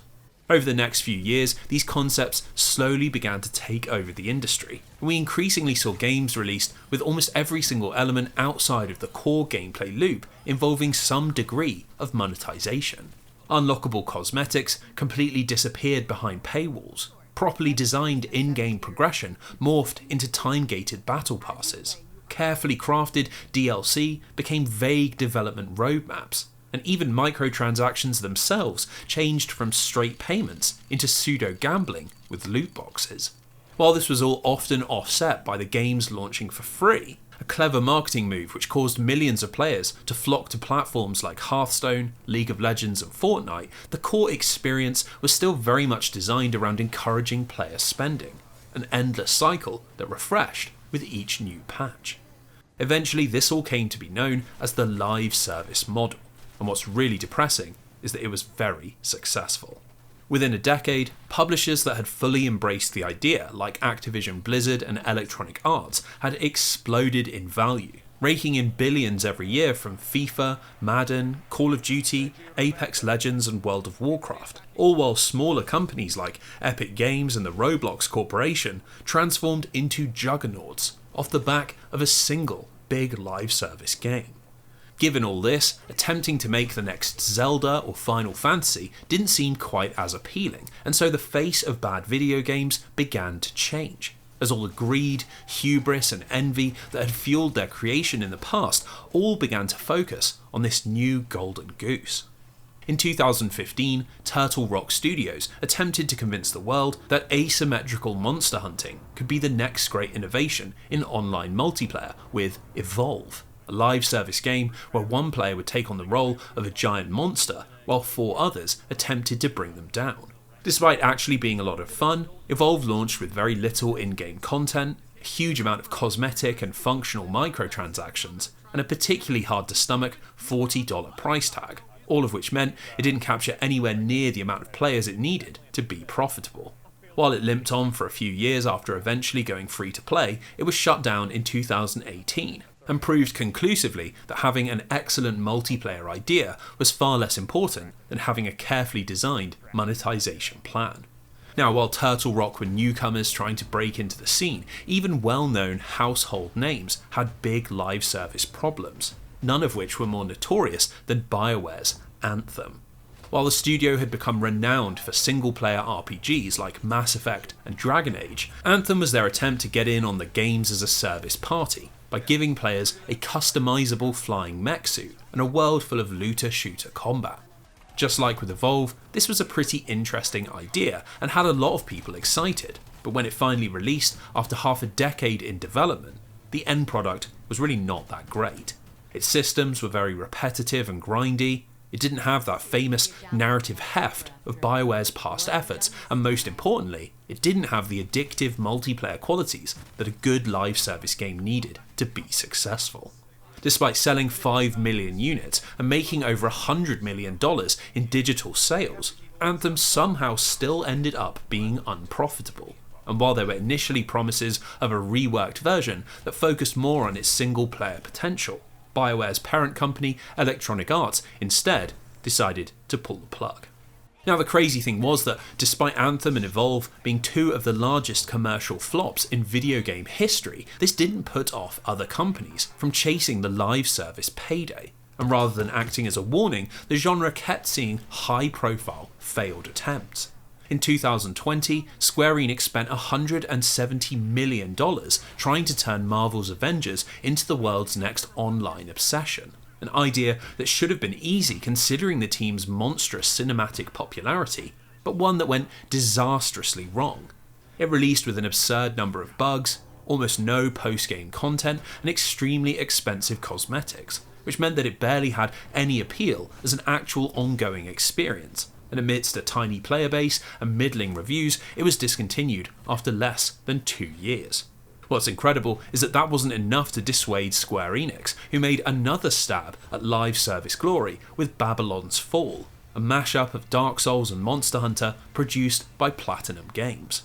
While they were responsible for a ton of classic games, like Bayonetta, Nier Automata, and Vanquish, none of this shone through in Babylon's Fall, which was raked by critics for its dated visuals, unoriginal ideas, janky animations, and a progression loop that was pretty much entirely based on grinding.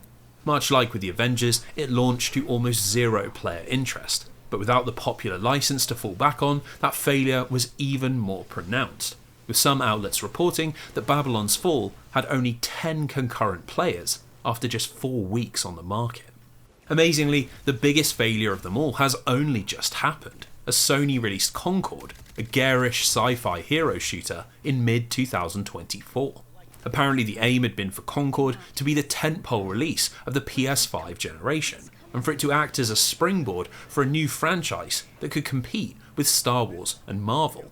An objective which meant its developer, Firewalk Studios, had been given 8 years to work with, and a budget that was reportedly well over $400 million. This proved to be a massive mistake, as Concord launched to astoundingly low player numbers, just 700 on Steam and 1,500 on PSN, making it the largest commercial failure in video game history. Now, the crazy thing was that its gameplay wasn't even that bad, as it had tight shooting, balanced gameplay, and well-designed maps, but such was the ferocity of live service competition that merely being functional is nowhere near enough to survive. So given all of these dramatic and high-profile failures, you're probably wondering why these companies keep doing this. Why do they keep pouring all of this money into a genre that seemingly only has space for a handful of games?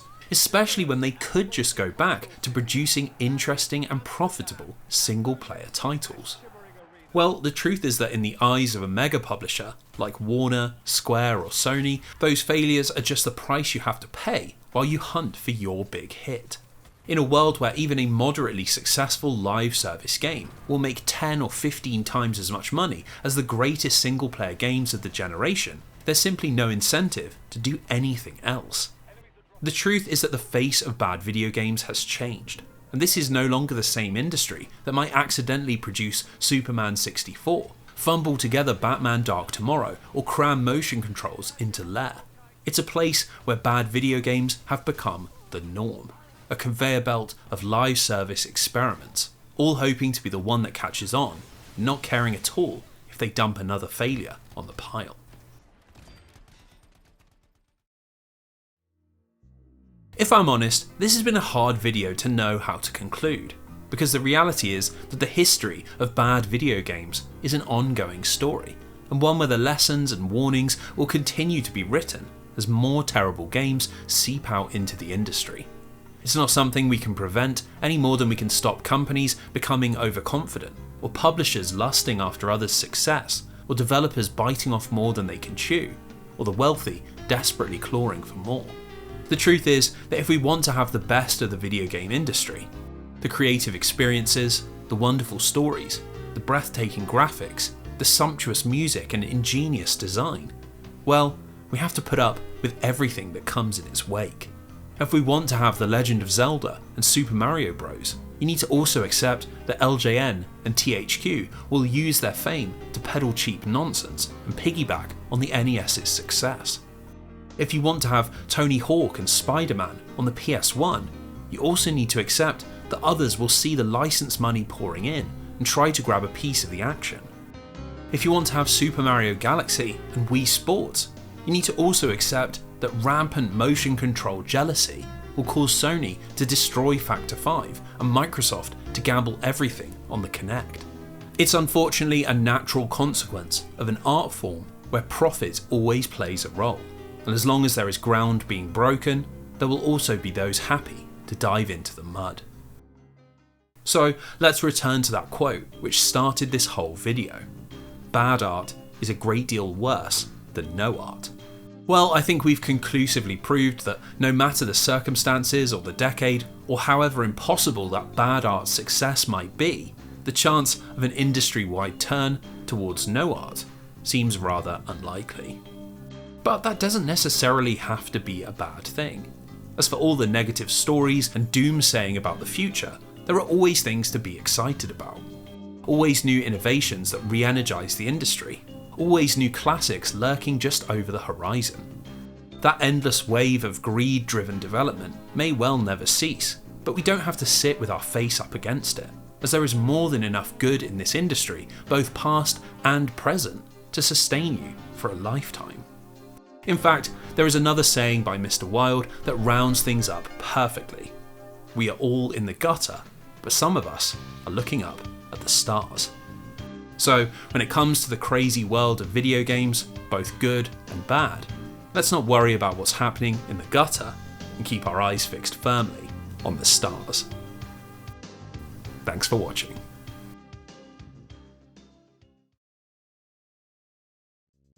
So before we wrap